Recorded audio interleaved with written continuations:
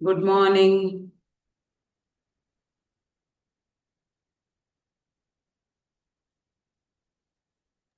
Very good morning, madam. Very good morning. ಏನ್ ಅನ್ನಿಸ್ತಾ ಇದೆ? ಇವತ್ತು 9 ದಿವಸ ಆಯ್ತು. ನಾಳೆ 10ನೇ ದಿವಸ.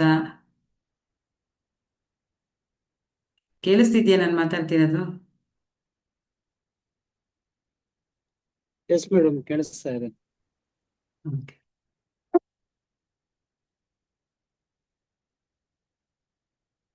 ಒಂದು 2 ನಿಮಿಷ ಟೈಮ್ ಇದೆ. ಇವತ್ತು 10 ದಿವಸದಿಂದ ಪ್ರಾಣಾಯಾಮ ಮೆಡಿಟೇಷನ್ ಮ್ಯಾನಿಫೆಸ್ಟೇಷನ್ ಏನೇನೋ ಮಾಡ್ತಾ ಇದ್ದೀವಿ ಅಲ್ವಾ? ಪ್ರಾಣಾಯಾಮ ಅಂದ್ರೆ ಏನು, ಯಾರಿಗಾದ್ರೂ ಗೊತ್ತಾ? ಪ್ರಾಣಾಯಾಮ ಅಂದ್ರೆ ಏನು? ನಿಮ್ಗೆ ಏನ್ ಗೊತ್ತಿದೆ ಅದೇ ಹೇಳಿ. ಪ್ರಾಣಾಯಾಮ ಅಂದ್ರೆ ಏನು?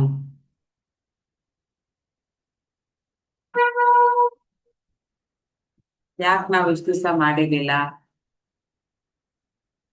ಈಗ ಅರಿವು ನಮ್ಗೆ ಯಾಕೆ ಇರ್ಲಿಲ್ಲ? ಮಾಡಿದಿದ್ರೆ ಇಷ್ಟೊತ್ತಿಗೆ ಏನಾಗ್ಬೋದಾಗಿತ್ತು?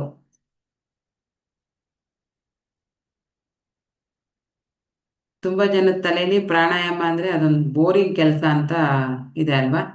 ಸನ್ಯಾಸಿಗಳು ಮಾಡೋದು.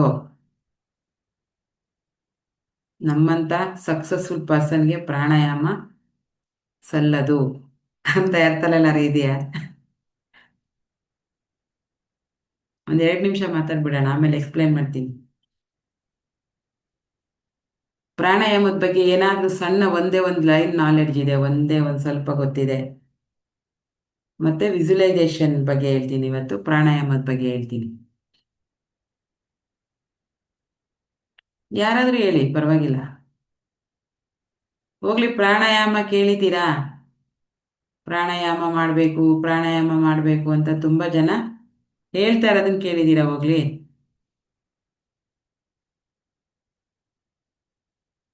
ಕೇಳಿಲ್ವಾ?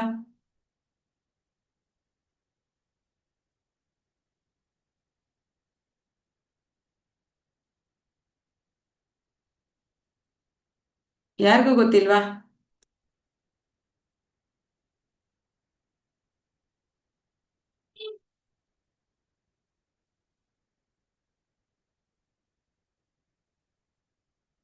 ಹೋಗ್ಲಿ, ಪ್ರಾಣ ಇದೆಯಾ ಎಲ್ರಿಗೂ? ಹಿಂಗೆ ಕೇಳ್ಬೇಕೀಗ. ಪ್ರಾಣ ಇದೆಯಲ್ವಾ ಎಲ್ರಿಗೂ? ಅರೆ, ಏನಾದ್ರೂ ರೆಸ್ಪಾನ್ಸ್ ಮಾಡಿ.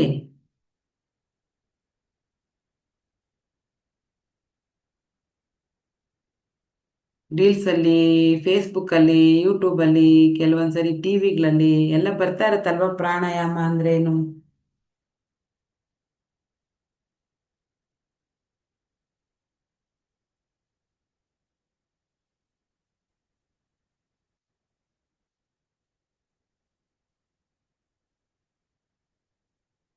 ಯಾರು ಎಲ್ಲೂ ಕೇಳೇ ಇಲ್ವಾ ಪ್ರಾಣಾಯಾಮದ ಬಗ್ಗೆ? ಅಥವಾ ಗೊತ್ತಿದ್ದು ಸುಮ್ಮನೆ ಇದ್ದೀರಾ? ಮೇಡಮ್ ಹೇಳ್ತಾರೆ ಬಿಡು, ನಾವ್ ಯಾಕೆ ತಲೆ ಕೆಡ್ಸ್ಕೊಳ್ತೀವಿ?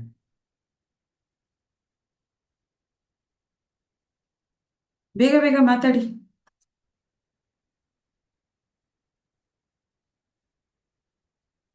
ಯಾಕೋ ಇವತ್ತೆಲ್ಲ ಇನ್ನೂ ನಿದ್ದೆಯಿಂದನೂ ಎದ್ದಿಲ್ಲ. ಕೆಲವರೆಲ್ಲ ಇನ್ನೂ ಜಾಯಿನ್ ಆಗಿಲ್ಲ. ಬಹುಶಃ ನಿದ್ದೆ ಬಿಟ್ಟಿಲ್ಲ ಅನ್ಸುತ್ತೆ. ಯಾರು ಹೇಳಲ್ವಾ?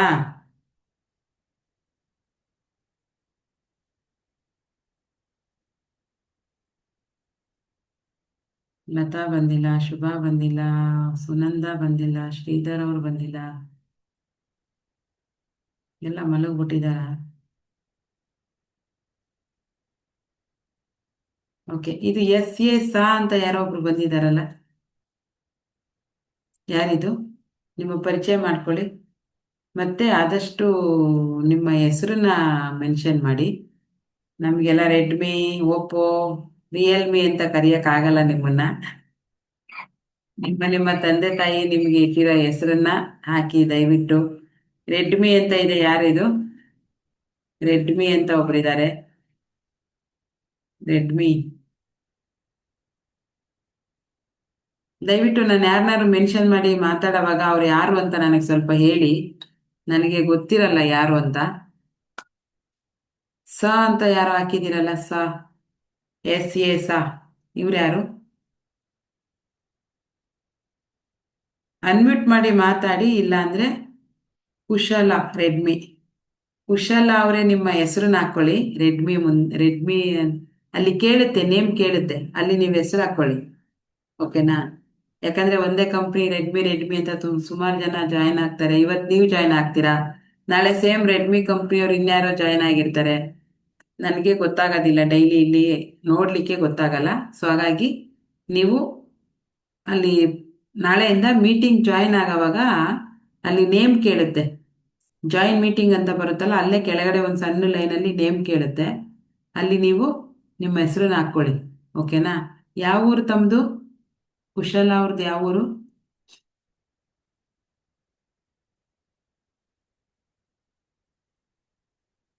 ಎಷ್ಟು ದಿವಸದಿಂದ ಅಟೆಂಡ್ ಮಾಡ್ತಾ ಇದ್ದೀರಾ ಕ್ಲಾಸನ್ನ?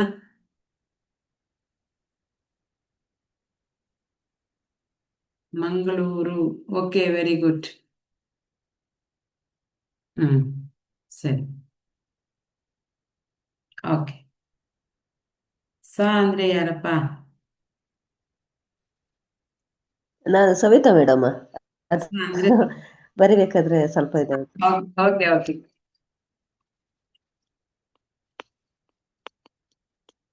ಸವಿತಾ ಅವ್ರಿಗೆ ನಾನು ಇವತ್ತು ಫಸ್ಟ್ ಜಾಯಿನ್ ಆಗಿ ಇವತ್ತು ಫಸ್ಟ್ ಜಾಯ್ನ್ ಆಗಿದ್ದೀರಾ? ಯಾವ ಊರು ಮೇಡಮ್ ನಿಮ್ದು? ಮಾರಣಕಟ್ಟೆ, ಕುಂದಾಪುರ ಮಾರಣಕಟ್ಟೆ. ಕಿತ್ತೂರು ಟ್ರೈನಿಂಗ್ಗೆ ಬಂದಿದ್ರಲ್ಲ. ಓ, ಟ್ರೈನಿಂಗ್ ಅಲ್ಲಿ ಇದ್ದೀರಾ?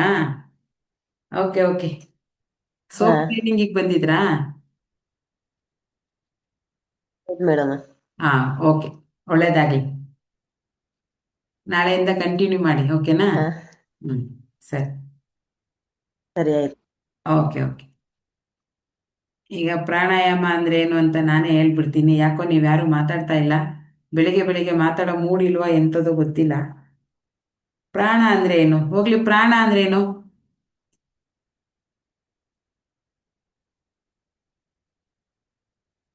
ಅದು ಗೊತ್ತಿಲ್ಲ.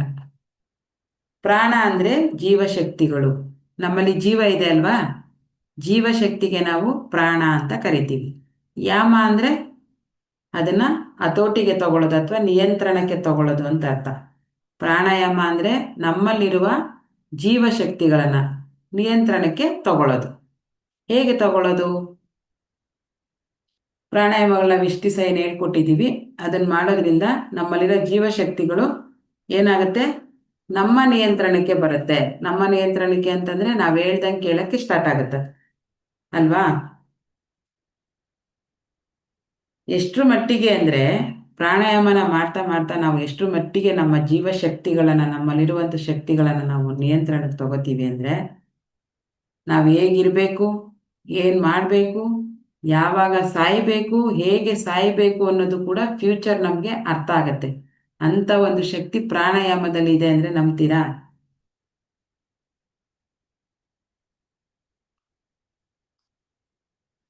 ಸಿದ್ಧಿಪುರುಷರೆಲ್ಲ ಹೇಗೆ ಮತ್ತೆ ಹಿಂಗೆ ಸಾಯ್ಬೇಕು, ನಾನು ಇಂಥ ದಿವಸನೇ ಸಾಯ್ತೀನಿ ನಾನು ಅಂತ ಹೇಳ್ತಾರೆ, ಗೊತ್ತಾ ನಿಮ್ಗೆ? ಕೇಳಿದ್ದೀರಾ ಯಾರಾದರೂ? ಅವರು ಬೇಕನ್ನೋಷ್ಟು ದಿವಸ ಬದುಕಿರ್ತಾರೆ. ನನ್ಗಿಷ್ಟ ಇದೆ, ಇನ್ನೂ ನಾನು ಬದುಕಬೇಕು, ಸಮಾಜಕ್ಕೆ ಏನೋ ಮಾಡಬೇಕು, ಇನ್ನೂ ನಾನು ಇರಬೇಕು ಅಂತ ಅಂದ್ರೂ ಅವರು ಬದುಕಿರ್ತಾರೆ. ಗೊತ್ತಾ ನಿಮ್ಗೆ ಅದು? ಅಷ್ಟು ಶಕ್ತಿ ಪ್ರಾಣಾಯಾಮದಲ್ಲಿದೆ. ಪ್ರಾಣಾಯಾಮ ಅಂದ್ರೆ ನಾನು ಯಾವಾಗ ಸಾಯ್ಬೇಕು, ಹೇಗೆ ಸಾಯ್ಬೇಕು, ನನ್ನ ಜೊತೆ ಯಾರು ಇರಬೇಕು, ಯಾರು ಇರಬಾರ್ದು, ಪ್ರತಿಯೊಂದನ್ನು ನಾವು ನಿರ್ಧಾರ ತಗೊಳ್ಳುವಂಥ ಶಕ್ತಿ ಪ್ರಾಣಾಯಾಮದಲ್ಲಿದೆ. ಈ ಸತ್ಯ ಗೊತ್ತಿತ್ತಾ ನಿಮ್ಗೆ ಯಾರಿಗಾದ್ರೂ? ಪ್ರಾಣಾಯಾಮದಲ್ಲಿ ಇಷ್ಟೊಂದು ಶಕ್ತಿ ಇದೆ, ಇಷ್ಟೊಂದು ಪವರ್ಫುಲ್ ಇದೆ ಅಂತ ಗೊತ್ತಿತ್ತಾ ನಿಮ್ಗೆ? ಪ್ರಾಣಾಯಾಮ ಮಾಡೋದ್ರಿಂದ ಇಷ್ಟೊಂದೆಲ್ಲ ಸಿಗುತ್ತೆ ಅಂತ.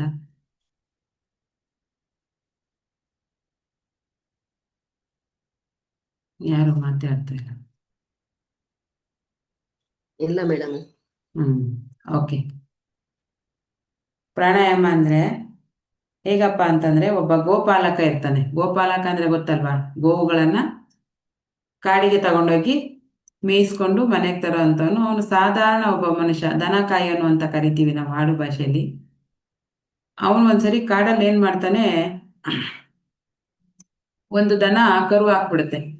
ಅದನ್ನು ನೋಡ್ತಾನೆ ಇವನು, ಕಂಪ್ಲೀಟ್ ಪ್ರೊಸೆಸ್, ಕರು ಹೇಗೆ ಹೊರಗಡೆ ಬರುತ್ತೆ, ಒಂದು ದನ ಕರುವಿಗೆ ಹೇಗೆ ಜನ್ಮ ಕೊಡುತ್ತೆ, ಅದನ್ನೆಲ್ಲ ನೋಡ್ತಾನೆ ಅವನು.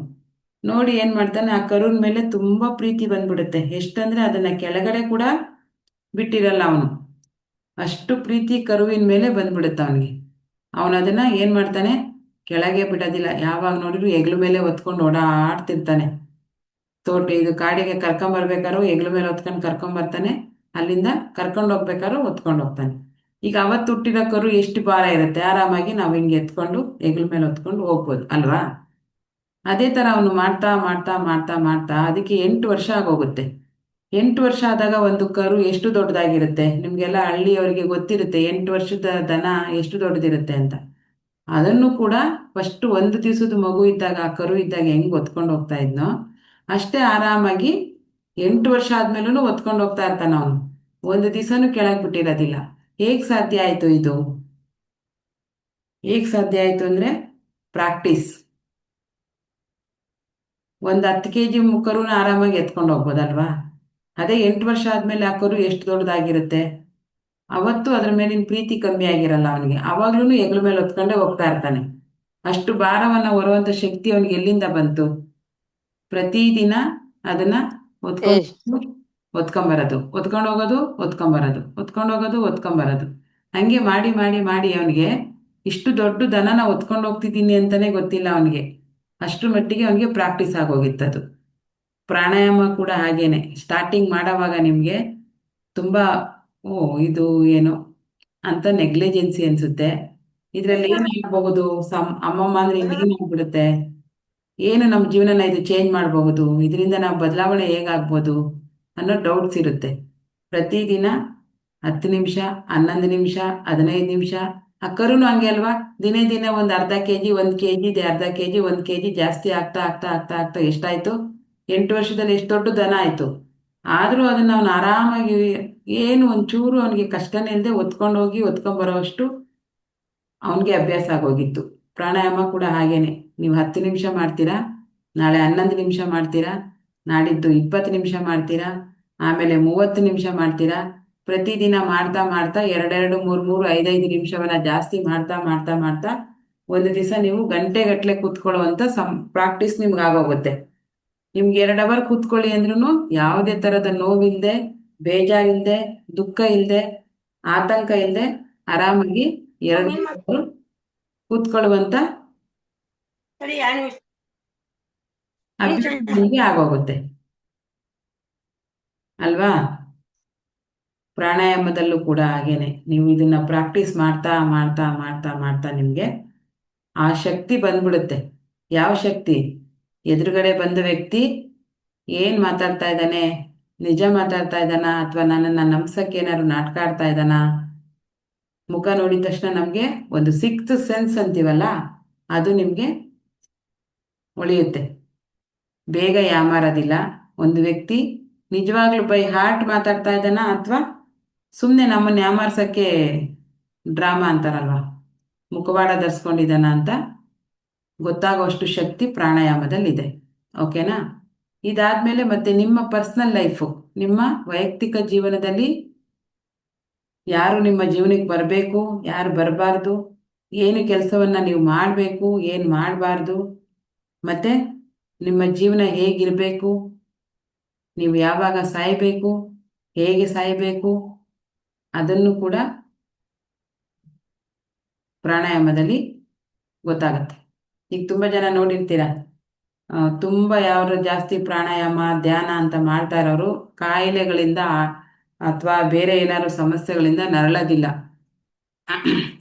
ಅಂಥವ್ರಿಗೆ ಸಾವು ತುಂಬ ಚೆನ್ನಾಗಿ ಬರುತ್ತೆ. ಎಷ್ಟು ಚೆನ್ನಾಗಂದರೆ, ಕುಂತಲ್ಲೇ ಅವ್ರು ಈಗ ಕೂತಿರ್ತಾರೆ, 10 ನಿಮಿಷಕ್ಕೆ ಅವ್ರು ಇರೋದಿಲ್ಲ, ರಾತ್ರಿ ಮಲ್ಕೋತಾರೆ, ಬೆಳಿಗ್ಗೆ ಅವರು ಎದ್ದೇಳೋದಿಲ್ಲ, ಯಾರಿಗೂ ಕಷ್ಟ ಕೊಡಲ್ಲ, ನರಳೋದಿಲ್ಲ ಅಂತ ಒಂದು ಜೀವನನ ಪ್ರಾಣಾಯಾಮ ಮಾಡೋ ಅಂಥವ್ರು ಅಭ್ಯಾಸ ಆಗಿರುತ್ತೆ. ಕೇಳಿದ್ದೀರಾ, ಪಟ್ಟಂತ ಕುಂತಲ್ಲೇ ಸತ್ತೋದ್ರು, ಒಂದು ದಿವಸನೂ ನರಳಿಲ್ಲ, ಇಂಥ ಸಾವು ಬರಬೇಕಪ್ಪ ಅಂತ ಹೇಳ್ತಿರ್ತಾರೆ ಅಲ್ವಾ. ನಾವು ಎಷ್ಟು ಚೆನ್ನಾಗಿ ಬದುಕಿದೀವಿ ಅನ್ನೋದಕ್ಕಿಂತ ಜಾಸ್ತಿ ಎಷ್ಟು ಚೆನ್ನಾಗಿ ಸಾಯ್ತೀವಿ ಅನ್ನೋದು ಕೂಡ ಕೌಂಟ್ ಆಗತ್ತೆ.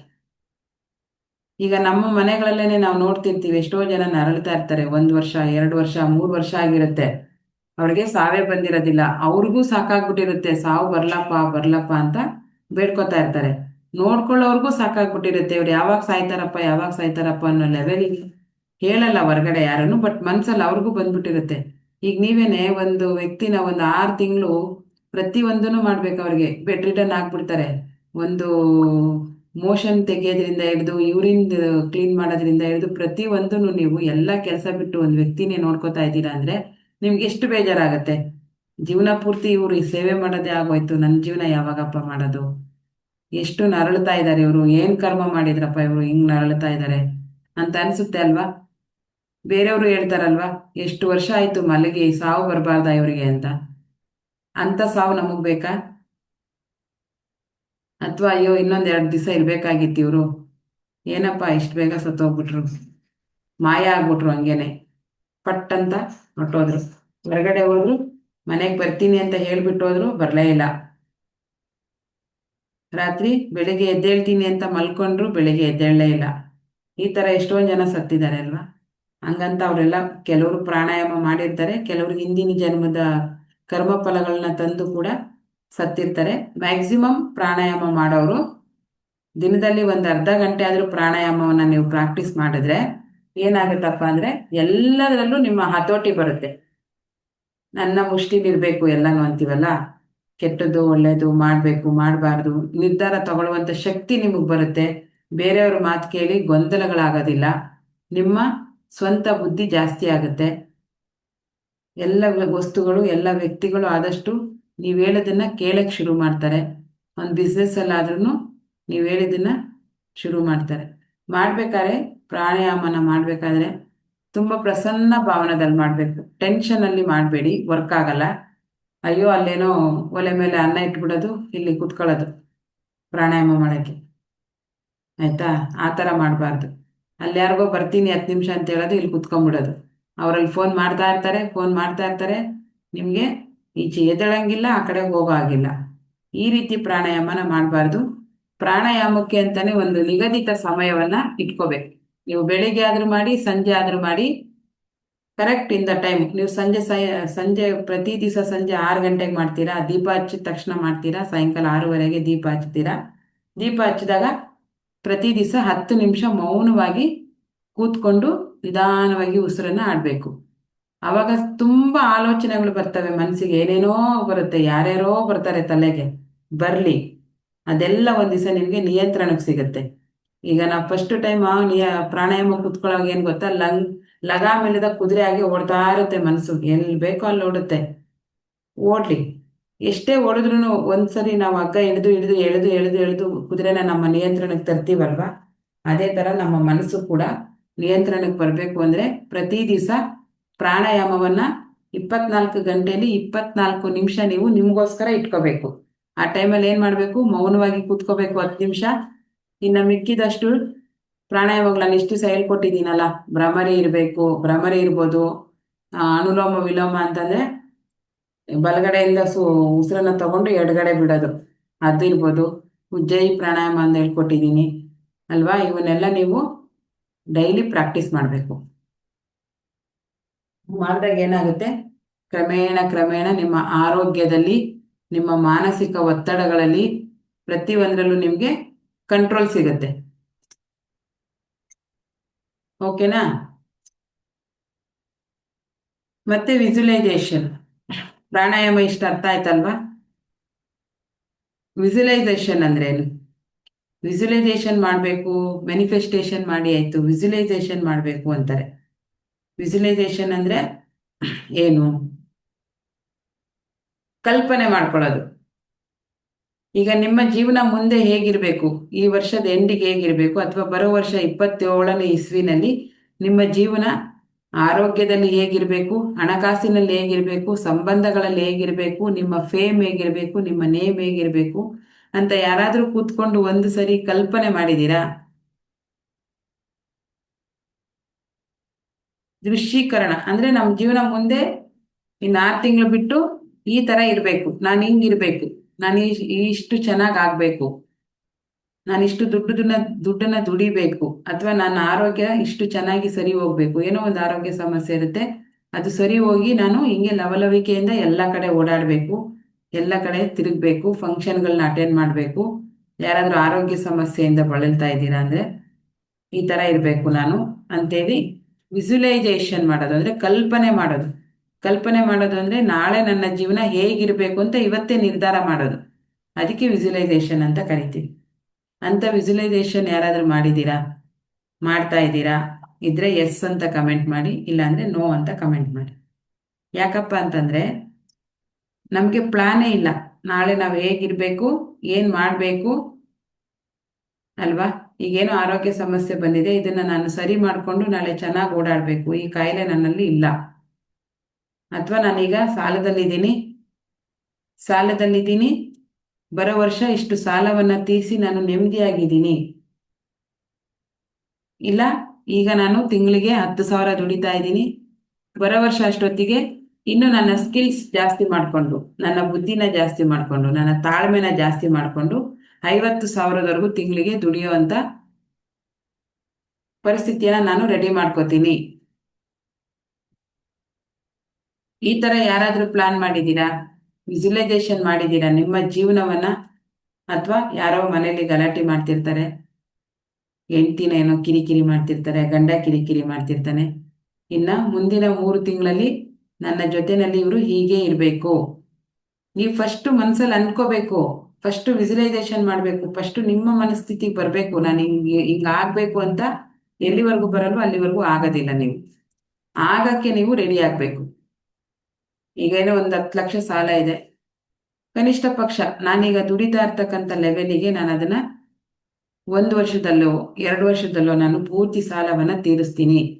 ಈಗ ಸಾಲ ಎಷ್ಟಿದೆ ಅಂತ ಯಾರಾದರೂ ಬರ್ಕೊಂಡಿದ್ದೀರಾ? ತುಂಬ ಜನಕ್ಕೆ ಸಾಲ ಇದೆ, ಇಷ್ಟು ಸಾಲ ಇದೆ, ಇಂತಿಂಥ ವ್ಯಕ್ತಿಗೆ ಇಷ್ಟು ಕೊಡಬೇಕು, ಇಂಥ ಬ್ಯಾಂಕಿಗೆ ಇಷ್ಟು ಕಟ್ಟಬೇಕು. ಇವತ್ತು ನಿಮ್ಗೊಂದು ಹೋಮ್ ವರ್ಕ್ ಕೊಡ್ತಾ ಇದ್ದೀನಿ. ನಾಳೆಯಿಂದ ಸ್ವಲ್ಪ ಆದಷ್ಟು ಹಣದ ಬಗ್ಗೆ ಮಾತಾಡೋಣ. ನಾಳೆ 10ನೇ ದಿವಸ. ಯಾರು ಫ್ರೀ ಕ್ಲಾಸಿಗೆ 10 ದಿವಸ ಕಂಪ್ಲೀಟ್ ಮಾಡಿದ್ದೀರಾ, ಸ್ವರ ವಿಜ್ಞಾನ ತರಗತಿಯನ್ನು ತಗೊಂಡಿರೋರು ಬಿಟ್ಟು ಬೇರೆಯವರು ಪೇ ಮಾಡಬೇಕಾಗತ್ತೆ. ಓಕೆನಾ? ಬೇರೆಯವರು ಪೇ ಮಾಡಬೇಕಾಗತ್ತೆ. ಸ್ವರ ವಿಜ್ಞಾನ ತಗೊಂಡಿರೋರಿಗೆ 3 ತಿಂಗಳುಗಳ ಕಾಲ ಫ್ರೀ ಕ್ಲಾಸ್ ಮಾಡ್ಕೊಡ್ತೀನಿ ಅಂತ ಹೇಳಿದೆ. ಸೊ ಹಾಗಾಗಿ ಸ್ವರ ವಿಜ್ಞಾನ ಕ್ಲಾಸನ್ನು ಯಾರು ಮಾಡ್ಕೊಂಡಿದ್ದೀರಾ ಅವ್ರೇನು ಮಾಡೋದಿಲ್ಲ, 3 ತಿಂಗಳು ನಿಮಗೆ ಕಂಟಿನ್ಯೂಸ್ ಇರುತ್ತೆ. ನಾನು ಕ್ಲಾಸನ್ನು ಕೊಡೋವಾಗಲೇ ನಿಮ್ಗೆ ಹೇಳಿದ್ದೆ ಅಲ್ವಾ, 3 ತಿಂಗಳುಗಳ ಕಾಲ ನಿಮಗೆ ಫ್ರೀ ಮೆಡಿಟೇಷನ್ ಕ್ಲಾಸನ್ನು ಮಾಡಿಸ್ತೀನಿ ಅಂತ. ಅದು ಬಿಟ್ಟು ಬೇರೆಯವ್ರು ಯಾರು ಹೊಸಬ್ರು ಇದ್ದೀರಾ, ಅವ್ರದ್ದು 10 ದಿನ ಕಂಪ್ಲೀಟ್ ಆಗಿದ್ರೆ ಅವರು 3 ತಿಂಗಳಿಗೆ 3,000 ಪೇಮೆಂಟ್ ಇದೆ ನಮ್ಮಲ್ಲಿ. ನಿಮ್ಗೆ ಒಂದೇ ಸರಿ ಪೇ ಮಾಡೋಕ್ಕಾಗಿಲ್ಲ ಅಂದರೆ ಅರ್ಧ ಪೇ ಮಾಡಿ, ಇನ್ನು ಮಿಕ್ಕಿದ ಅರ್ಧ 1 ತಿಂಗಳಲ್ಲಿ ಪೇ ಮಾಡ್ಬೋದು. ಬೆಳಿಗ್ಗೆ ಎದ್ದು ಯಮ್ಮನ ಕತೆ ಕೇಳೋಕ್ಕೆ ನಾವು ದುಡ್ಡು ಕೊಡ್ಬೇಕಾ ಅಂತ ನಿಮ್ಗೇನಾದ್ರು ಅನ್ನಿಸ್ತಾ ಇದ್ರೆ, 3 ತಿಂಗಳಲ್ಲಿ ನಿಮ್ಮಲ್ಲಿ ಬದಲಾವಣೆ ಬಂದಿಲ್ಲ ಅಂದರೆ ಆ ಹಣವನ್ನು ನಾನೇ ನಿಮಗೆ ವಾಪಸ್ ಕೊಡ್ತೀನಿ. ಯಾಕಂದರೆ ಈ 3 ತಿಂಗಳುಗಳ ತರಬೇತಿನ ನಾನು ಅಭ್ಯಾಸ ಮಾಡಿದ್ದಕ್ಕೆ ನಾನು ನಾನು ಕೂಡ ನಿಮ್ಮ ಥರನೇ ಕಲ್ತಿದ್ದೀನಿ ಇನ್ನೊಬ್ರ ಹತ್ರ. ಓಕೆನಾ? ಹಿಂಗೆ ಕಲಿಯೋಕ್ಕೆ ನಾನು ಪೇ ಮಾಡಿರ್ತಕ್ಕಂಥದ್ದು 10,000. 3 ತಿಂಗಳಿಗೆ ಎಷ್ಟು? 10,000ನ ಕೊಟ್ಟು ನಾನು ಕಲ್ತಿರ್ತಕ್ಕಂಥದ್ದು. ಸೊ ನಿಮಗೆ 10,000 ಎಲ್ಲ ತಗೊಳ್ಳೋದಿಲ್ಲ. ಯಾಕಂದರೆ ನಾನು ಕಲ್ತಿರೋಂಥ ವ್ಯಕ್ತಿ ತುಂಬ ಪವರ್ಫುಲ್ ಅಂದರೆ ನಾನು ಈಗ ಏನು ಹೇಳ್ಕೊಡ್ತಿದ್ದೀನಿ ಅಷ್ಟೇ ಅವರು ನಮ್ಗೆ ಹೇಳ್ಕೊಟ್ಟಿರೋದು. ಬಟ್ ಅವರು ಸಮಾಜದಲ್ಲಿ ಒಂದು ಒಳ್ಳೆ ಹೆಸರು ಮಾಡಿದ್ದಾರೆ. ಈಗ ಗೊತ್ತಲ್ವಾ, ನೀವು ಈಗ ದೋಸೆ ರೋಡ್ ಸೈಡಲ್ಲಿ ತಿಂದರೆ ನಿಮಗೆ 25-30 ರೂಪಾಯಿಗೆ ಸಿಗುತ್ತೆ. ಅದೇ ಹೋಟೆಲ್ ಒಳಗಡೆ ತಿಂದರೆ ನಿಮಗೆ ಅದೇ ರುಚಿ ಅದೇ ಕ್ವಾಲಿಟಿ ಹೋಟೆಲಲ್ಲಿ ನೀವು ದೋಸೆ ತಿಂದರೆ ನಿಮ್ಗೆ ಎಷ್ಟು ಸಿಗುತ್ತೆ? 80 ರೂಪಾಯಿ 100 ರೂಪಾಯಿ ಕೊಡ್ತಾರೆ. ಹಾಗೆಯೇ ನಾವು ಚಿಕ್ಕದಾದ ಒಂದು ಸಣ್ಣ ಗೂಡು ಅಂಗಡಿ ಇಟ್ಕೊಂಡಿದ್ದೀವಿ ಅಂತ ಇಟ್ಕೊಳ್ಳಿ, ಅವರು ಒಂದು ಬ್ರ್ಯಾಂಡ್ ಆಗ್ಬಿಟ್ಟಿದ್ದಾರೆ ಆಲ್ರೆಡಿ. ಅವ್ರು ಸುಮ್ಮನೆ ಒಂದು ಪ್ರಾಣಾಯಾಮ ಇಟ್ಕೊಳ್ಳೋಕ್ಕೇನು 5,000 ಅಂದರೂ ಕೊಡ್ತಾರೆ ಜನ, ಅಷ್ಟು ಮಟ್ಟಿಗೆ ಅವರು ಬೆಳೆದಿದ್ದಾರೆ. ಸೊ ಹಾಗಾಗಿ ನಾನು 10,000 ರೂಪಾಯಿನ ಕೊಟ್ಟು 3 ತಿಂಗಳ ಕ್ಲಾಸನ್ನು ಅಟೆಂಡ್ ಮಾಡಿರೋದು. ನನಗೆ ಯಾವುದು ಫ್ರೀಯಾಗಿ ಸಿಗೋದಿಲ್ಲ. ಅಂದರೆ ಝೂಮ್ ಇರ್ಬೋದು, ವೈಫೈ, ನಿಮಗೆ ಕ್ಲಾಸ್ 1.5 ಗಂಟೆ ನಾನು ಕ್ಲಾಸ್ ಮಾಡಬೇಕು ಅಂತಂದರೆ ನೆಟ್ ಹಾಕ್ಕೋಬೇಕು, ವೈಫೈ ಹಾಕ್ಕೋಬೇಕು. ಅದು ಮತ್ತು ಟೆಕ್ನಿಕಲಿ ನಮ್ಮದೇನು ಪೋಸ್ಟರ್ಸ್ ಎಲ್ಲ ಮಾಡ್ತಾರೆ, ಝೂಮ್ ಲಿಂಕನ್ನು ರೆಡಿ ಮಾಡಿ ಕಳಿಸ್ತಾರೆ, ಅವರಿಗೆ ಕೂಡ ನಾನು ಸ್ಯಾಲ್ರಿ ಕೊಡಬೇಕು. ಅದ್ರ ಜೊತೆಯಲ್ಲಿ ನಂದು ಕೂಡ ಕೆಲವು ಕಮಿಟ್ಮೆಂಟ್ಗಳು ಇರುತ್ತಲ್ವ. ಸೊ ಹಾಗಾಗಿ ನಿಮ್ಮ ಹತ್ರ ಒಂದು ಸಣ್ಣ ಪೇಮೆಂಟನ್ನು ಕೇಳ್ತಾ ಇರೋದು. ಅದು ಕೂಡ ಒಂದೇ ಸರಿ ಕೊಡೋಕ್ಕೆ ಕಷ್ಟ ಅನಿಸಿದ್ರೆ ನೀವು ಅರ್ಧ ಕೊಟ್ಟು ಇನ್ನರ್ಧವನ್ನ 1 ತಿಂಗಳು ಅಥವಾ ಟೈಮ್ ತಗೊಂಡು ಕೊಡ್ಬೋದು. ಓಕೆನಾ? ಇದಕ್ಕೆ ಓಕೆ ಆದರೆ ಮುಂದೆ ಹೋಗ್ತೀನಿ. ಸೊ ನಾಳೆ ನನ್ನ ಜೀವನ ಹೇಗಿರಬೇಕು, ನಾನು ಏನು ಮಾಡಬೇಕು ಅಂತ ಯಾರು ಯೋಚನೆ ಮಾಡಿದ್ದೀರಾ? ಇವತ್ತು ನಿಮಗೆ ಒಂದು ಹೋಮ್ವರ್ಕ್ ಕೊಡ್ತೀನಿ. ಪ್ರತಿಯೊಬ್ಬರು ನನ್ನ ಪರ್ಸ್ನಲ್ ನಂಬರ್ಗೆ ಹಾಕಿ. ಪರ್ಸ್ನಲ್ ನಂಬರ್ ಅಂದರೆ 8141, ಆ ಲಾಸ್ಟಿಗೆ ನಾನು ಗ್ರೂಪಲ್ಲಿ ಹಾಕ್ತೀನಿ. ಸಾಲವನ್ನು ಬರಿಬೇಕು ನೀವು. ತುಂಬ ಜನ ಸಾಲದಲ್ಲೇನೆ ಈಗ ನರಳ್ತಾ ಇರೋದು. ಸಾಲವನ್ನು ಒಂದು ಶೀಟಲ್ಲಿ, ವೈಟ್ ಶೀಟಲ್ಲಿ ಎಷ್ಟು ಸಾಲ ಇದೆ, ಈಗ ಫಾರ್ ಎಕ್ಸಾಂಪಲ್ ನಿಮ್ಮದು ಕೆನರಾ ಬ್ಯಾಂಕಲ್ಲಿ ಹೌಸಿಂಗ್ ಲೋನು ಒಂದು 10 ಲಕ್ಷ ಇದೆ ಅಥವಾ 20 ಲಕ್ಷ ಇದೆ. ಓಕೆ, ಅದಾದಮೇಲೆ ಇನ್ಯಾವ ಬ್ಯಾಂಕಲ್ಲಿ ಸಾಲ ಇದೆ, ಇನ್ಯಾವ ಸಂಘ ಸಂಸ್ಥೆಗಳಲ್ಲಿ ಸಾಲ ಇದೆ, ಯಾರ ಹತ್ರ ಕೈ ಸಾಲ ತಗೊಂಡಿರ್ತೀರಾ ಇಂಟ್ರೆಸ್ಟ್ ಕೊಡ್ತೀನಿ ಅಂತ, ಅದನ್ನೆಲ್ಲ ಒಂದು ಲಿಸ್ಟ್ ಮಾಡಬೇಕು. ತುಂಬ ಜನಕ್ಕಿಲ್ಲಿ ಎಷ್ಟು ಎಷ್ಟು ಲಕ್ಷ ಸಾಲ ಇದೆ ನಿಮಗೆ ಅಂತಲೇ ಗೊತ್ತಿಲ್ಲ. ಈಗ ರ್ಯಾಂಡಮ್ ಆಗಿ ಹೇಳ್ತೀರಾ ಕರೆಕ್ಟಾಗಿ ಇಷ್ಟೇ ಇದೆ ಅಂತ. ತುಂಬ ಜನಕ್ಕೆ ಸಾಲ ಇದೆ ಅಲ್ವಾ? ಇಷ್ಟೇ ಸಾಲ ಇದೆ ನನಗೆ, ಕರೆಕ್ಟಾಗಿ ಇಷ್ಟು ಸಾಲ ಇದೆ ಅಂದರೆ 25,05,330 ರೂಪಾಯಿ ಸಾಲ ಇದೆ ನನಗೆ ಅಂತ ರ್ಯಾಂಡಮ್ ಆಗಿ ಹೇಳ್ಬೇಕು. ಆ ಥರ ಹೇಳ್ತೀರಾ? ಯಾರಾದರೂ ಗೊತ್ತಿದೆಯಾ? ನಿಮ್ಮ ಸಾಲ ಎಷ್ಟು ಅಂತಲೇ ಗೊತ್ತಿದೆಯಾ? ಹೇಗೆ ತೀರಿಸ್ತೀರಿ ಗೊತ್ತಿದೆಯಾ ಯಾರಿಗಾದ್ರೂ? ನಿಮ್ಮ ಸಾಲ ಎಷ್ಟಿದೆ ಅಂತ ನಿಮಗೆ ಗೊತ್ತಿದೆಯಾ? ಅಥವಾ ಸಾಲನೇ ಇಲ್ವಾ? ಎಲ್ಲರೂ ಆರಾಮಾಗಿದ್ದೀರಾ? ಎಲ್ಲರೂ ಆರಾಮಾಗಿದ್ದೀರಾ? ಸಾಲ ಇಲ್ಲ ಅಂದರೆ ಐ ಆಮ್ ಸೋ ಹ್ಯಾಪಿ. ಯಾಕಂದರೆ ಸ್ವಲ್ಪ ಖರ್ಚು ಕಮ್ಮಿ ಆಗುತ್ತೆ ಕೆಲಸ. ಎಲ್ಲರೂ ಎಷ್ಟು ಖುಷಿಯಾಗಿದ್ದೀರಾ ಅಂತಂದಮೇಲೆ ಚಂದ್ರು ಸರ್ ಎಸ್ ಸಾಲ ಇದೆ. ಎಷ್ಟಿದೆ ಅಂತ ಅದೇನು ಬೇಜಾರು ಮಾಡ್ಕೊಳ್ಳೋ ಕೆಲಸ ಅಲ್ಲ, ಅದು ಬೇಜಾರು ಮಾಡ್ಕೊಳ್ಳೋ ಅವಶ್ಯಕತೆನೂ ಇಲ್ಲ. ತೀರಿಸ್ತೀನಿ ಅಂತ ನಿಮ್ಮ ಮೇಲೆ ನಿಮಗೆ ನಂಬಿಕೆ ಇದ್ದು ಧೈರ್ಯ ಇದ್ದಿದ್ದಕ್ಕೆ ತಾನೇ ತಗೊಂಡಿದ್ದೀರಾ, ಹೌದಲ್ವಾ? ಸೊ ಹೆದರ್ಕೊಳ್ಳೋದು ಯಾಕೆ, ಮತ್ತೆ ಚಿಂತೆ ಮಾಡೋದು ಯಾಕೆ? 6 ತಿಂಗಳು ಲೇಟ್ ಆಗಲಿ, ತೀರಿಸ್ತೀರಾ, ಈ ಮನೋಭಾವನೆ ಇಟ್ಕೊಳ್ಳಿ. 6 ತಿಂಗಳು ಲೇಟ್ ಆದ್ರೂ ತೀರಿಸ್ತೀನಿ, ಎಲ್ಲ ಋಣ ಮುಕ್ತಳಾಗಿ ನಾನು ಇದು ಮಾಡ್ತೀನಿ, ಋಣ ಮುಕ್ತನಾಗ್ತೀನಿ ಅನ್ನೋ ಒಂದು ನಂಬಿಕೆ, ಅಚಲವಾದ ದೃಢ ನಂಬಿಕೆ ನಿಮ್ಮಲ್ಲಿ ಬರಬೇಕು.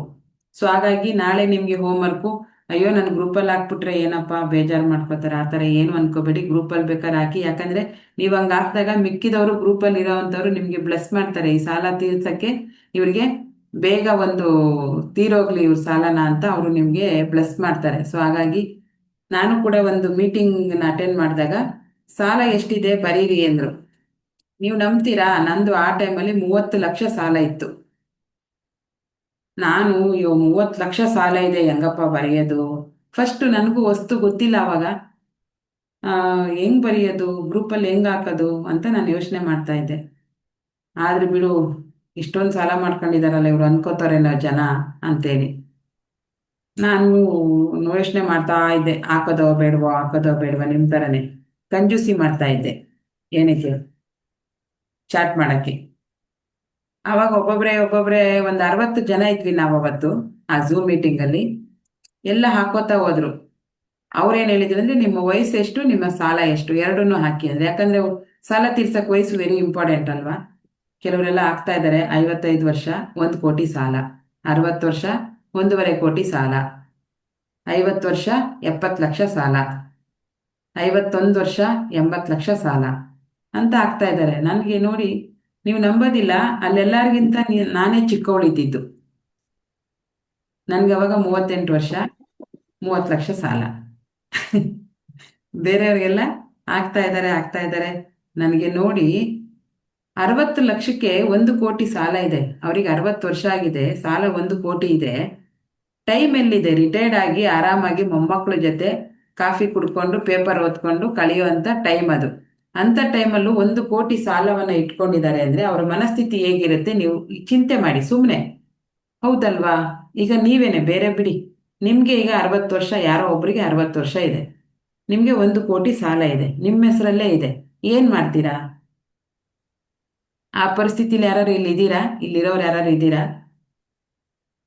1 ಕೋಟಿ ಸಾಲ ಇದೆ, ನನಗೆ 50 ವರ್ಷ ಮೇಲೆ ಆಗೋಗಿದೆ,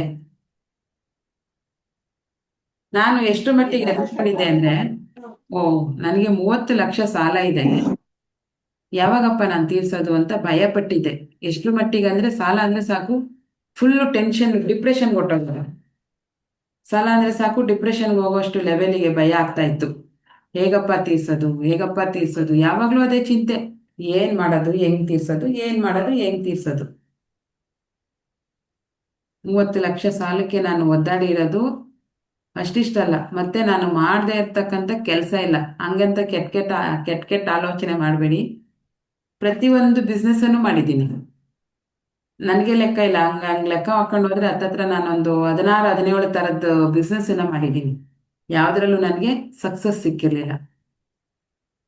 ಹೋಟೆಲ್ ಬೇಕಾ, ಹೋಟೆಲ್ ನಾಲೆಡ್ಜ್ ಬೇಕಾ, ಗೊತ್ತಿದೆ. ಇಲ್ಲಿ ಕೆಲವರೆಲ್ಲ ಇದ್ದಾರೆ, ಸೋಪ್ ಟ್ರೈನಿಂಗ್ ತಗೊಂಡಿದ್ದಾರೆ, ಕಾಸ್ಮೆಟಿಕ್ಸ್ ಮೇಕಿಂಗ್ ಟ್ರೈನಿಂಗು ಕೊಟ್ಟಿದ್ದೀನಿ, ಪ್ಲಸ್ ನಂದೇ ಪ್ರಾಡಕ್ಟ್ ಅನ್ನು ಮಾಡಿದ್ದೀನಿ. ಹಾ, ಒಂದು ಪೆಟ್ರೋಲ್ ಬಂಕಲ್ಲಿ ಕೂಡ ವರ್ಕ್ ಮಾಡಿದ್ದೀನಿ.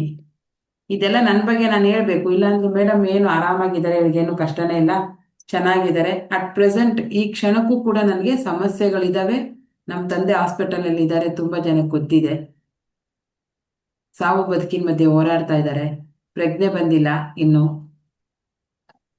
ಆದ್ರೂ ನಾನು ಇಷ್ಟು ಆರಾಮಾಗಿ ಮಾತಾಡ್ತಿದ್ದೀನಲ್ವಾ, ಕಾರಣ ಪ್ರಾಣಾಯಾಮದ ಪ್ರಾಕ್ಟೀಸ್. ಪ್ರಾಣಾಯಾಮ ಮಾಡಿದ್ದಕ್ಕೆ ಇಷ್ಟು ಆರಾಮಾಗಿ ಕೂತ್ಕೊಂಡು ಮಾತಾಡುವಂತ ತಾಳ್ಮೆ ನನ್ನಲ್ಲಿ ಬಂದಿದೆ. ನೀವು ಜೀವನದಲ್ಲಿ ಏನು ಸಾಧನೆ ಮಾಡ್ತೀರೋ ಬಿಡ್ತೀರೋ ಗೊತ್ತಿಲ್ಲ, ನಿಮ್ಮ ಮನಸ್ಸನ್ನ ನೀವು ಖುಷಿಯಾಗಿ ಇಟ್ಕೊಳ್ಳೋದಾದ್ರೂ ಕಲ್ತ್ಕೊಳ್ಳೇಬೇಕು. ಬೇರೆಯವ್ರನ್ನ ಖುಷಿ ಪಡಿಸೋದು ಸೆಕೆಂಡ್ರಿ. ಫಸ್ಟ್ ನೀವು ಖುಷಿಯಾಗಿರ್ಬೇಕು, ನಿಮ್ಮ ಮನಸ್ಸು ಯಾವಾಗಲೂ ಸ್ಥಿರವಾಗಿರ್ಬೇಕು. ಅದನ್ನ ನೀವು ಫಸ್ಟ್ ಕಲ್ತ್ಕೋಬೇಕು. ಓಕೆನಾ? So 17 lakh Girijamba madam. ನನಗಿಂತ ತುಂಬಾ ಕಮ್ಮಿ ಸಾಲ ಇದೆ ಮೇಡಮ್. ನಿಮ್ಗೆ ಖುಷಿ ಪಡಿ ನೀವು. ಈ ವರ್ಷ ತೀರೋಗುತ್ತೆ. 2027 ಮಾರ್ಚಲ್ಲಿ ನೀವು ಫ್ರೀ ಆಗಿರ್ತೀರಾ. Loan clear, credit free, financial free ಆಗ್ತೀರಾ ಮೇಡಮ್. ಸೊ ಹಂಗಾಕವಾಗ ನನ್ಗೆ ಅರ್ಥ ಆಯ್ತು, ನನಗೆ ವಯಸ್ಸು ಚಿಕ್ಕದಿದೆ, ಮತ್ತೆ ದುಡಿಯುವಂತ ಶಕ್ತಿ ಇದೆ. 60 ವರ್ಷಕ್ಕೆ ಏನ್ ದುಡಿತೀರಾ ನೀವೇ ಹೇಳಿ? 1 ಕೋಟಿ ಸಾಲ ಹೆಂಗ್ ತೀರ್ಸಕ್ಕಾಗತ್ತೆ? 60 ವರ್ಷಕ್ಕೆ ಏನ್ ದುಡಿಬೋದು? ಸೊ ನನಗೆ ಒಂದು ರಿಯಲೈಸ್ ಆಯ್ತು, 60 ಜನದಲ್ಲಿ ನಾನು ಚಿಕ್ಕವಳು, ಎಲ್ಲರಿಗಿಂತ ವಯಸ್ಸಲ್ಲಿ ಚಿಕ್ಕವಳಿದ್ದೆ, ಸಾಲನೂ ಕಮ್ಮಿ ಇತ್ತು ನನಗೆ. ಅವಾಗ ನನಗೆ ಒಂದು ಧೈರ್ಯ ಬಂತು. ಅವ್ರನ್ನೆಲ್ಲ ನೋಡಿದ್ಮೇಲೆ ಯಾಕೆ ನಾನದು ಕ್ಲಾಸ್ಗಳನ್ನ ಅಟೆಂಡ್ ಮಾಡಿ ಅಂತೀನಿ ಅಂದ್ರೆ, ಈಗ ನಿಮ್ಗೆ ಏನೋ ಒಂದು ಸಮಸ್ಯೆ ಇರುತ್ತೆ, ಏನೋ ಒಂದು ನಿಮ್ಗೆ ಕಷ್ಟ ಇರುತ್ತೆ. ನಾನು ಗ್ರೂಪಲ್ಲಿ ಯಾಕೆ ನೀವು ಹಾಕ್ಬೇಕು, ಕಮೆಂಟ್ ಮಾಡಬೇಕು ಅಂತ ಹೇಳ್ತೀನಿ, ಚಾಟ್ ಮಾಡಬೇಕು, ನಾನು ಕೇಳೋ ಕ್ವಶನಿಗೆ ನೀವು ಆನ್ಸರ್ ಯಾಕೆ ಮಾಡ್ಬೇಕಪ್ಪ ಅಂದ್ರೆ, ನೀವು ಏನೋ ಒಂದು ಸಮಸ್ಯೆಯಲ್ಲಿ ನರಳುತ್ತಾ ಇರ್ತೀರಾ, ಅದಕ್ಕಿಂತ ದೊಡ್ಡ ಸಮಸ್ಯೆಯಲ್ಲಿ ಇನ್ನೊಬ್ರು ನರಳುತ್ತಿರ್ತಾರೆ. ಅವಾಗ ನಿಮ್ಗೆ ನೋಡಿ, ಈಗ ಗಿರಿಜಾಂಬ ಮೇಡಮ್ ಹಾಕಿದ್ರು 17 ಲಕ್ಷ ಅಂತ, ನನಗಿನ್ನೂ ಖುಷಿ ಆಯ್ತು. ಯಾಕೆ? ನನಗಿಂತ ಕಮ್ಮಿ ಸಾಲದಲ್ಲಿದ್ದಾರೆ ಅವರು. ಹಾಗೆ ಈಗ ನಿಮ್ಗೆ 20 ಲಕ್ಷ ಸಾಲ ಇರುತ್ತೆ, ಈ ಗ್ರೂಪಲ್ಲಿ ಯಾರೋ ಒಬ್ರು ನನಗೆ 30 ಲಕ್ಷ ಇದೆ ಅಂದಾಗ ನಿಮಗೆ ಸಮಾಧಾನ ಆಗುತ್ತೆ. ಓ ನನಗಿಂತ 10 ಲಕ್ಷ ಜಾಸ್ತಿ ಇದೆ, ನಾನೇ ಪರವಾಗಿಲ್ಲ ಅಂತ ಅನ್ಸುತ್ತೆ ನಿಮ್ಗೆ. ಇನ್ಯಾರೋ 50 ಲಕ್ಷ ಆಗ್ತಾರೆ, ಇನ್ಯಾರೋ 70 ಲಕ್ಷ ಆಗ್ತಾರೆ. ಅವಾಗ ಓ ಇವ್ರಿಗೆಲ್ಲರಿಗಿಂತ ನಾನೇ ಪರವಾಗಿಲ್ಲ ಅಂತ ನಿಮ್ಗೆ ಅನ್ಸುತ್ತೆ. ಸೊ ಹಾಗಾಗಿ ನಾನು ಕೇಳುವಂತ ಕ್ವಶನ್ಗೆ ಆದಷ್ಟು ನೀವು ಆನ್ಸರ್ ಮಾಡಬೇಕು. ಇದು ಯಾವುದೇ ಕ್ಲಾಸ್ ಅಲ್ಲ, ಇದನ್ನ ನಮ್ಮ ಸಮಸ್ಯೆಗಳನ್ನ ಹೇಗೆ ತೀರ್ಸ್ಕೊಳ್ಳೋದು ಅಂತ ನಾವು ಚರ್ಚೆ ಮಾಡ್ತೀವಿ. ಅದಕ್ಕೆ ಪರಿಹಾರನ ನಿಮ್ಮ ತಲೆಯಲ್ಲಿ ಪರಿಹಾರಗಳು ಬರ್ತವೆ. ಮತ್ತೆ ನಮ್ಗಿಂತ ಕಷ್ಟದಲ್ಲಿರೋರ್ನ ನೋಡಿದಾಗ ನಮ್ಮ ಮನಸ್ಸು ಸಮಾಧಾನ ಆಗುತ್ತೆ. ನನ್ಗೆ ಇಷ್ಟಾರು ದೇವ್ರು ಇಟ್ಟಿದ್ದಾನಲ್ಲಪ್ಪ ಅಂತ ನಿಮ್ಗೆ ಒಂದು ಕೃತಜ್ಞತಾ ಭಾವನೆ ಬರುತ್ತೆ. ಇನ್ನೂ ಕಷ್ಟ ಆಗಿದ್ರೆ ಏನ್ ಮಾಡ್ಬೇಕಾಗಿತ್ತು ನಾನು? ಸೊ ಹಾಗಾಗಿ ನಾನೇನಾದ್ರು ಕೇಳಿದ್ರೆ ದಯವಿಟ್ಟು ಆನ್ಸರ್ ಮಾಡಿ, ಓಕೆನಾ? ಅವತ್ತು ಒಂದು ಮೀಟಿಂಗು ನನ್ನ ಮನಸ್ಥಿತಿನೇ ಚೇಂಜ್ ಮಾಡ್ಬಿಡ್ತು. ಅಷ್ಟು ದಿವಸದವರೆಗೂ ನಾನು ಯಾವಾಗ್ಲೂ ಟೆನ್ಷನ್ನು, ಯಾವಾಗ್ಲೂ ಡಿಪ್ರೆಷನ್ನು, ಏನ್ ಮಾಡೋದು, ಏನ್ ಮಾಡೋದು, ಹೇಗ್ ತೀರ್ಸೋದು, ಏನ್ ಮಾಡೋದು, ಹೇಗ್ ತೀರ್ಸೋದು, ಇದೇ ಟೆನ್ಷನ್ ಅಲ್ಲಿ ಇರ್ತಾ ಇದ್ದೆ. ಆವಾಗ ಅವ್ರನ್ನೆಲ್ಲ ನೋಡಿದಾಗ ಕೆಲವ್ರು ಅಳ್ತಾ ಇದ್ದಾರೆ, ಸರ್ ನನಗೆ 55 ವರ್ಷ ಆಗಿದೆ ಸರ್, 1.5 ಕೋಟಿ ಸಾಲ ಇದೆ ಸರ್, ಇನ್ನು ನಾನು ಗೌರ್ಮೆಂಟ್ ಎಂಪ್ಲಾಯ್ ಇದ್ದೀನಿ ಸರ್, 1 ಕೋಟಿ ಮನೆ ಕಟ್ಬಿಟ್ಟಿದ್ದೀನಿ ಸರ್, ಹಾ ಇನ್ನು 5 ವರ್ಷ ನನ್ನ ಸರ್ವಿಸ್ ಇದೆ ಸರ್, 5 ವರ್ಷದಲ್ಲಿ ನಾನು 1.5 ಕೋಟಿನ ಹೇಗ್ ತೀರಿಸ್ಲಿ ಅಂತ ಯೋಚನೆ ಮಾಡಿ. ದೊಡ್ಡ ಮನೇಲಿ ಇರ್ಬೇಕು, ಹೌದು. ಹಂಗಂತ ಜೀವನನೇ ನಮ್ಮ ಜೀವನೇ ತೆಕ್ಕೊಂಡು ಮನೇಲಿ ಇರಕ್ಕಾಗತ್ತಾ? 1 ಕೋಟಿ ಮನೆ ಅವಶ್ಯಕತೆ ಇತ್ತಾ 50 ವರ್ಷದ ಮೇಲಿನ ಮನುಷ್ಯನಿಗೆ? ಅದು ಸಾಲ ಮಾಡಿ ಕಟ್ಟೋ ಅಂತ. ನಾವ್ ಎಲ್ಲೆಲ್ಲಿ ತಪ್ಪು ಮಾಡ್ತೀವಿ, ಸಾಲ ಮಾಡಿ ಬೇಡ ಅನ್ನಲ್ಲ. ಅದು ಇನ್ನೊಂದ್ ಕಡೆ ಇನ್ವೆಸ್ಟ್ಮೆಂಟ್ ಆಗ್ಬೇಕು. ಸುಮ್ಮನೆ 10 ಲಕ್ಷ ತಗೊಂಡ್ಬಿಟ್ಟು ಉಡಾಯಿಸ್ತೀನಿ, ಏನೇನೋ ಶೋಕಿ ಮಾಡ್ತೀನಿ, ಅದು ಅದು ಬಂಡವಾಳವಾಗಿ ಇನ್ನೊಂದ್ ಕಡೆ ನಿಲ್ತಾ ಇಲ್ಲ ಅಂದ್ರೆ ಅಂತ ಸಾಲವನ್ನ ಮಾಡಬೇಡಿ. ಬೇಕಾದ್ರೆ ಒಂದೇ ಟೈಮ್ ಊಟ ಮಾಡಿ ಉಪವಾಸ ಇರಿ. ಶೋಕಿಗೋ ಮಾಡ್ತೀನಿ ಅನ್ನೋದಕ್ಕೆ ಸಾಲವನ್ನ ಮಾಡಬೇಡಿ. ಸಾಲ ತಗೋಬೇಕಾದ್ರೆ ನಾನು ಏನಕ್ಕೆ ಮಾಡ್ತಾ ಇದ್ದೀನಿ, ಇದರಿಂದ ಏನ್ ಲಾಭ, ಬಿಸ್ನೆಸ್ ಮಾಡ್ತಾ ಇದ್ದೀನಿ, ಈ ಬಿಸ್ನೆಸ್ ಎಷ್ಟು ವರ್ಕೌಟ್ ಆಗುತ್ತೆ, ಇದರಿಂದ ಲಾಭ ಬರುತ್ತಾ, ಸಾಲ ತೀರ್ಸೋವಷ್ಟು ನನಗೆ ಶಕ್ತಿ ಇದರಿಂದ ಮಾಡಕ್ಕಾಗತ್ತಾ, ಪ್ರತಿಯೊಂದನ್ನು ಯೋಚನೆ ಮಾಡಿ ಆಮೇಲೆ ಸಾಲವನ್ನ ತಗೊಳ್ಳಿ. ಕೆಲವ್ರು ಹೇಳ್ತಾರೆ ಕೊಡ್ತಾರೆ, ಈಗ ಕರೆದು ಕರೆದು ಕೊಡ್ತಾರೆ. ಅವ್ರಿಗೇನು ಕೊಡ್ತಾರೆ, ತೀರ್ಸೋರು ಯಾರು? ನಾವು ತಾನೇ. ನಿಮ್ಗೆ ಬೇಕಾ, ನೀಡಿದ್ಯಾ, ಅವಶ್ಯಕತೆ ಇದೆಯಾ, ತಗೊಳ್ಳಿ. ಬೇರೆಯವರಿಗೆ ಸಾಲನ ಕೊಡಿಸ್ಬೇಡಿ ಯಾವತ್ತೂ. ನಿಮ್ಮ ಮೇಲೆ ನಿಮಗೆ ನಂಬಿಕೆ ಇಲ್ಲ ಅಂದ್ರೆ ಬೇರೆಯವ್ರನ್ನ ಹೆಂಗ್ ನಂಬ್ತೀರಾ? ತುಂಬಾ ಜನ ಇಲ್ಲಿ ಬೇರೆಯವರಿಗೆ ಸಾಲ ಕೊಟ್ಟೇನೆ ಸಮಸ್ಯೆಯಲ್ಲಿ ಸಿಕ್ಕಾಕೊಂಡಿರ್ತೀವಿ ಅಲ್ವಾ? ನಾನು ಆ ತಪ್ಪನ್ನು ಮಾಡಿದ್ದೀನಿ. ಸೊ ಬೇರೆಯವರಿಗೆ ಅತಿಯಾದ ಹೆಲ್ಪ್ ಮಾಡಕ್ ಹೋಗೋದು, ಒಳ್ಳೆಯವ್ರು ಅನ್ನಿಸ್ಕೊಳ್ಳೋದು, ಆಮೇಲೆ ಕಷ್ಟದಲ್ಲಿ ಸಿಕ್ಕಾಕೊಂಡು ನರಳೋದು, ಈ ಕೆಲಸವನ್ನ ದಯವಿಟ್ಟು ಮಾಡಬೇಡಿ. ನಿಮ್ಮ ಆತ್ಮ, ನಿಮ್ಮ ಮನಸ್ಸು, ನಿಮ್ಮ ದೇಹ ಪ್ರಗತಿ ಕಡೆ ಹೋಗ್ಬೇಕು. ಬೇರೆಯವ್ರಿಗೋಸ್ಕರ ಬದುಕಿ. ನಿಮ್ಮನ್ನ ನಂಬ್ಕೊಂಡಿರ್ತಾರಲ್ಲ ನಿಮ್ಮ ಫ್ಯಾಮಿಲಿಯವರು, ಗಂಡ ಹೆಂಡತಿ ಮಕ್ಕಳು, ಅವ್ರಿಗೋಸ್ಕರ ಅವರು ನಿಮ್ಗಾಗಲ್ಲ. ಯಾರೋ ಪುಣ್ಯದ ಫಲ ಇದ್ರೆ ನಮ್ಮನ್ನ, ನಾವು ಮಕ್ಕಳನ್ನ ಹೇಗೆ ನೋಡ್ಕೊಂಡಿರ್ತೀವೋ ಅದೇ ರೀತಿ ನಮ್ಮನ್ನ ನೋಡ್ಕೊಳ್ಳೋದು ಅವರು. ಸೊ ಹಾಗಾಗಿ ನಿಮ್ಮ ಸ್ವಾರ್ಥತೆ ಸ್ವಲ್ಪ ಇರಲಿ. ನಿಮ್ಗೋಸ್ಕರ ಏನಾದ್ರೂ ಸ್ವಲ್ಪ ಸೇವಿಂಗ್ ಮಾಡೋದನ್ನ ಕಲೀರಿ. ನಿಮ್ಮ ಹತ್ರ ಗಂಟಿದೆ ಅಂದ್ರೆ ನಾಳೆ ಯಾರಾದ್ರೂ ನೋಡ್ಕೋತಾರೆ. ನಿಮ್ಮ ಹತ್ರ ಯಾವ ಗಂಟು ಇಲ್ಲ, ಬರೀ ಪಾಪದ ಗಂಟಿದೆ ಅಂದ್ರೆ ನೋಡ್ಕೊಳ್ಳಲ್ಲ. ಹಣದ ಗಂಟಿದೆ ಅಂದ್ರೆ ನೋಡ್ಕೋತಾರೆ ಜನ. ಸಾಲ ಇದೆ ಅಂದ್ರೆ ಹತ್ರನೂ ಬರಲ್ಲ. ಓಕೆ, ಈಗ ಒಂದು 15 ನಿಮಿಷಗಳ ಕಾಲ ವಿಜುವಲೈಸೇಷನ್ ಮಾಡೋಣ, ಅಂದ್ರೆ ಕಲ್ಪನೆ ಮಾಡ್ಕೊಳ್ಳೋಣ ನಮ್ಮ ಮುಂದಿನ ಜೀವನ ಹೇಗಿರ್ಬೇಕು. ಎಲ್ರಿಗೊಂದು ಆಸೆ ಇದೆ ಅಲ್ವಾ, 2027ರಲ್ಲಿ ನಾನು ಹೀಗಿರ್ಬೇಕು. ಅದಕ್ಕೆ ಯಾವ ತರ ವಿಜುವಲೈಸೇಷನ್ ಮಾಡಬೇಕು ಅಂತ ನಾನು ಎಕ್ಸ್ಪ್ಲೈನ್ ಮಾಡ್ತಾ ಹೋಗ್ತೀನಿ. ನೀವು ಅದನ್ನ ಕಲ್ಪನೆ ಮಾಡ್ಕೊಂಡು ಹೋಗ್ಬೇಕು. ಅಥವಾ ಅದು ಬಿಟ್ಟು ಇನ್ನೂ ಚೆನ್ನಾಗಿ ನಾನು ನನ್ನ ಜೀವನನ ನಾನೇ ಕಲ್ಪಿಸ್ಕೋತೀನಿ, ಹಿಂಗೆ ಇರ್ಬೇಕು ಅಂತ ನಾನು ಕಲ್ಪನೆ ಮಾಡ್ಕೋತೀನಿ ಅಂತಂದ್ರೆ ನೀವು ಕೂಡ ಮಾಡ್ಕೊಂಡು ಹೋಗ್ಬೋದು. ನಾನು ಕೂಡ ಈಗ ಹೇಳ್ತಾ ಹೋಗ್ತೀನಿ, ನೀವು ಅದೇ ತರ ಕಲ್ಪನೆನ ಮಾಡ್ಕೊಳ್ಳಿ. ಸೀದಾ ಕೂತ್ಕೊಳ್ಳಿ, ಬೆನ್ನು ಮತ್ತೆ ಕುತ್ತಿಗೆ ನೇರವಾಗಿರ್ಲಿ, ಕಣ್ಣುಗಳನ್ನ ಮುಚ್ಚಿ ಲೈಟನ್ನ ಆಫ್ ಮಾಡ್ಕೊಳ್ಳಿ. ಯಾಕಂದ್ರೆ ನಿಮ್ಮ ಕನಸನ್ನ ನೀವೇ ಕಾಣಕ್ ಹೋಗ್ತಾ ಇದ್ದೀರಾ. ಮುಂದೆ ನೀವು ಹೇಗಿರ್ಬೇಕು, ನಿಮ್ಮ ಜೀವನ ಹೇಗಿರ್ಬೇಕು ಅಂತ ಫಸ್ಟ್ ಈಗ ಬ್ಲೂ ಪ್ರಿಂಟ್ ಆಗ್ತಾ ಇದ್ದೀರಾ, ಕಲ್ಪನೆಯನ್ನ ಮಾಡ್ಕೋತಾ ಇದ್ದೀರಾ ಅಲ್ವಾ? ಬರೋ ವರ್ಷ ನಾನು ಹೇಗಿರ್ಬೇಕು ಅಂತ ಈಗ ಒಂದು ಕಲ್ಪನೆಯನ್ನ ಮಾಡ್ಕೊಳಕ್ ಹೊರಟಿದ್ದೀರಾ. ಸೊ ಹಾಗಾಗಿ ಲೈಟ್ ಆಫ್ ಮಾಡಿ, ಸರಾಗವಾಗಿ ಗಾಳಿ ಬರುವಂತ ಕಡೆ ಕೂತ್ಕೊಳ್ಳಿ. ಮನಸ್ಸು ಶಾಂತವಾಗಿರಲಿ, ಕಣ್ಣುಗಳನ್ನ ಮುಚ್ಚಿ, ಬೆನ್ನು ಮತ್ತು ಕುತ್ತಿಗೆ ನೇರವಾಗಿರಲಿ. ಯಾವುದೇ ಸಪೋರ್ಟ್ ತಗೊಳ್ಳದೆ ಕೂತ್ಕೊಳ್ಳಕ್ಕೆ ಟ್ರೈ ಮಾಡಿ. ನೆಲದಲ್ಲಿ ಕೂತ್ಕೊಳ್ಳೋ ಅಂಥವ್ರು ಆರಾಮಾಗಿ ಒಂದು ಆಸನವನ್ನ, ಒಂದು ಬೆಡ್ಶೀಟ್ ಆ ಥರ ಏನಾದರೂ ಹಾಕೊಂಡು ಕೂತ್ಕೊಳ್ಳಿ. ಚೇರಲ್ಲಿ ಕೂತ್ಕೊಳ್ಳೋ ಅಂಥವ್ರು ಆರಾಮಾಗಿ ಕೂತ್ಕೊಳ್ಳಿ, ಆರಾಮಾಗಿ ಕೂತ್ಕೊಳ್ಳಿ. ನಿಮ್ಮ ಮುಂದಿನ ಜೀವನ ಹೇಗಿರ್ಬೇಕು ಅಂತ ವಿಜುವಲೈಸೇಷನ್ ಮಾಡುವಂತ ಸಮಯ. ಅಂದ್ರೆ ಕಲ್ಪನೆಗೆ ಎಂತ ಶಕ್ತಿ ಇದೆ ಗೊತ್ತಾ? ನನ್ನ ಲೈಫ್ ಹಿಂಗೇ ಇರಬೇಕು, ನಾನು ಹಿಂಗೇ ಇರಬೇಕು, ನನ್ಗೆ ಇಂಥದ್ದೇ ಹುಡುಗ ಸಿಗ್ಬೇಕು. ವಿಜುವಲೈಸೇಷನ್ ಅಲ್ಲಿ ಎಷ್ಟು ಪವರ್. ವಿಜುವಲೈಸೇಷನ್ ಅಂದ್ರೆ ದೃಶ್ಯೀಕರಣ ಮಾಡೋದು. ದೃಶ್ಯೀಕರಣ ಅಂದ್ರೆ ನಮ್ಮ ಜೀವನವನ್ನ ನಾವೇ ಒಂದು ಫಿಲಂ ತರ ನೋಡೋದು. ನನ್ನ ಲೈಫ್ ಹಿಂಗಿರ್ಬೇಕು. ಕನಸು ಕಾಣ್ತೀವಲ್ವಾ ನಾವು ತುಂಬಾ ಜನ, ನನ್ನ ಹತ್ರ ಒಂದು ದೊಡ್ಡ ಕಾರ್ ಇದೆ, ನಾನು ಫುಲ್ಲು ಬ್ಯೂಟಿಫುಲ್ ಆಗಿದ್ದೀನಿ, ನನ್ನ ಹತ್ರ ಒಂದು ½ kg ಚಿನ್ನ ಇದೆ, ನಾವು ಕಲ್ಪನೆ ಮಾಡ್ಕೋತಿರ್ತೀವಲ್ವಾ. ಆ ಕಲ್ಪನೆ ನೀವು ಪ್ರತಿ ದಿವಸ ಮಾಡ್ಕೊಳ್ಳಕ್ಕೆ ಸ್ಟಾರ್ಟ್ ಮಾಡಿದ್ರೆ ಒಂದು ದಿವಸ ನಿಮ್ಮ ಜೀವನ ಏನಾಗುತ್ತೆ, ಪ್ರಾಕ್ಟಿಕಲಿ ವಾಸ್ತವದಲ್ಲಿ ಅದೇ ಜೀವನವನ್ನ ನೀವು ಮಾಡ್ತೀರಾ. ಫಸ್ಟ್ ಏನೇ ಬಂದ್ರೂ ಇಲ್ಲಿ ರೆಡಿ ಆಗ್ಬೇಕು. ಇಲ್ಲಿ ನೀವು ರೆಡಿ ಆದ್ರಿ ಅಂದ್ರೆ ದೇವರು ನಿಮ್ಗೆ ಇವ್ರಿಗೆ ಈ ತರ ಜೀವನ ಇಷ್ಟ ಇದೆ ಅಂತ ವಾಸ್ತವದಲ್ಲಿ ಕೂಡ ಅದೇ ತರ ಜೀವನವನ್ನ ಸೃಷ್ಟಿ ಮಾಡಿ ಕೊಡ್ತಾನೆ. ನಾವೇನ್ ಮಾಡ್ತೀವಿ, ಅಯ್ಯೋ ನನ್ ಸಾಲ, ಅಯ್ಯೋ ನನಗ್ ಕಾಯಿಲೆ, ಅಯ್ಯೋ ನನ್ಗಾಗ, ಅಯ್ಯೋ ನನ್ನ ಹೆಂಡತಿ ಬೈತಾಳೆ, ಅಯ್ಯೋ ನನ್ನ ಗಂಡ ಯಾವಾಗ್ಲೂ ಅನುಮಾನ ಪಡ್ತಾನೆ, ಅಯ್ಯೋ ನನ್ನ ಮಕ್ಳಿಗೆ ಮಾತು ಕೇಳಲ್ಲ. ಹಿಂಗಂತ ಇದ್ರೆ ನೀವು ಏನನ್ನ ಅಟ್ರಾಕ್ಟ್ ಮಾಡ್ತೀರಾ? ಅದನ್ನೇ ಅಟ್ರಾಕ್ಟ್ ಮಾಡ್ತೀರಾ. ನೀವೇನ್ ಹೇಳ್ತೀರಾ ಅದೇ ಅಟ್ರಾಕ್ಟ್ ಆಗತ್ತೆ. ಸೊ ಹಾಗಾಗಿ ಒಳ್ಳೇದನ್ನ ಹೇಳಕ್ ಸ್ಟಾರ್ಟ್ ಮಾಡೋಣ. ಒಳ್ಳೆ ನಿಮ್ ಲೈಫ್ ಈಗ ಕೆಲವರು ಏಜ್ಡ್ ಪರ್ಸನ್ ಇದ್ದೀರಾ, ಕೆಲವರು ಚಿಕ್ಕ ಏಜ್ ಅವರು ಇದ್ದೀರಾ. ಬರೋ ವರ್ಷ ಇನ್ನು 1 ವರ್ಷದಲ್ಲಿ ನನ್ನ ಜೀವನ ಹೇಗಿರ್ಬೇಕು, ನೀವು ಒಂದು ದೊಡ್ಡ ಟ್ರಿಪ್ ಹೋಗಿ ಬರ್ಬೇಕಾ, ಅದನ್ನು ವಿಜುವಲೈಸೇಷನ್ ಮಾಡಿ.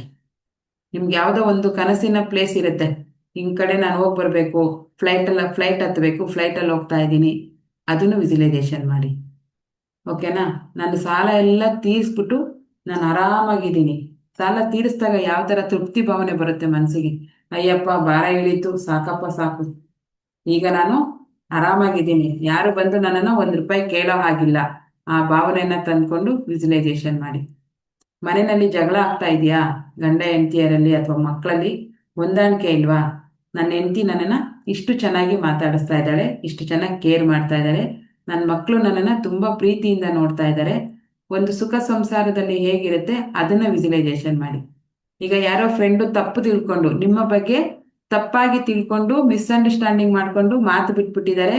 ನಿಮ್ಗೆ ಅದನ್ನ ಹೋಗಿ ಅದು ತಪ್ಪು ನಂದಲ್ಲ, ಬೇರೆ ಯಾರೋ ಮಾಡಿದ ಮಿಸ್ಟೇಕಿಗೆ ನೀನು ನನ್ನ ತಪ್ಪಾಗಿ ಅರ್ಥ ಮಾಡ್ಕೊಂಡಿದ್ಯಾ, ನಿನ್ನ ಫ್ರೆಂಡ್ಶಿಪ್ ನನಗೆ ಅವಶ್ಯಕತೆ ಇದೆ, ನೀನು ನನ್ನ ಜೊತೆ ಮಾತಾಡಬೇಕು ಅಂತ ಯಾರಾದರೂ ನಿಮ್ಮ ಫ್ರೆಂಡ್ಸ್ ಆ ಥರ ನಿಮ್ಮನ್ನ ತಪ್ಪು ತಿಳ್ಕೊಂಡು ನಿಮ್ಮನ್ನ ಮಾತು ಬಿಟ್ಟಿದ್ರೆ, ಅವರು ಸರಿ ಹೋಗಿದ್ದಾರೆ, ಮತ್ತೆ ವಾಪಸ್ ಬಂದು ನನ್ನ ಜೊತೆ ಚೆನ್ನಾಗಿ ಮಾತಾಡ್ತಾ ಇದ್ದಾರೆ. ಫಸ್ಟ್ ಹೇಗೆ ಚೆನ್ನಾಗಿ ಮಾತಾಡ್ತಾ ಇದ್ರಿ ಅದೇನ ಕಲ್ಪನೆ ಮಾಡ್ಕೊಳ್ಳಿ. ಬಂದಿದ್ದಾರೆ ಮಾತಾಡ್ತಿದ್ದಾರೆ.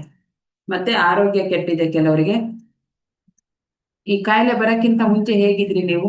ಆರೋಗ್ಯವಾಗಿದ್ರಿ ಅಲ್ವಾ? ಚೆನ್ನಾಗಿದ್ರಿ, ಏನ್ ಕೊಟ್ರು ತಿಂತಾ ಇದ್ರಿ, ಆರಾಮಾಗಿ ಜೀವನ ಮಾಡ್ಕೋತಾ ಇದ್ರಿ, ಆರಾಮಾಗಿ ಓಡಾಡ್ತಾ ಇದ್ರಿ, ಎಲ್ಲ ಫ್ರೆಂಡ್ಸ್ನ ಮೀಟ್ ಮಾಡ್ತಾ ಇದ್ರಿ, ಹಬ್ಬ ಹರಿದಿನಗಳಲ್ಲಿ ಚೆನ್ನಾಗಿ ತಿಂತಾ ಇದ್ರಿ. ಇವಾಗ ಏನು ತಿನ್ನಕ್ ಆಗ್ತಾ ಇಲ್ಲ.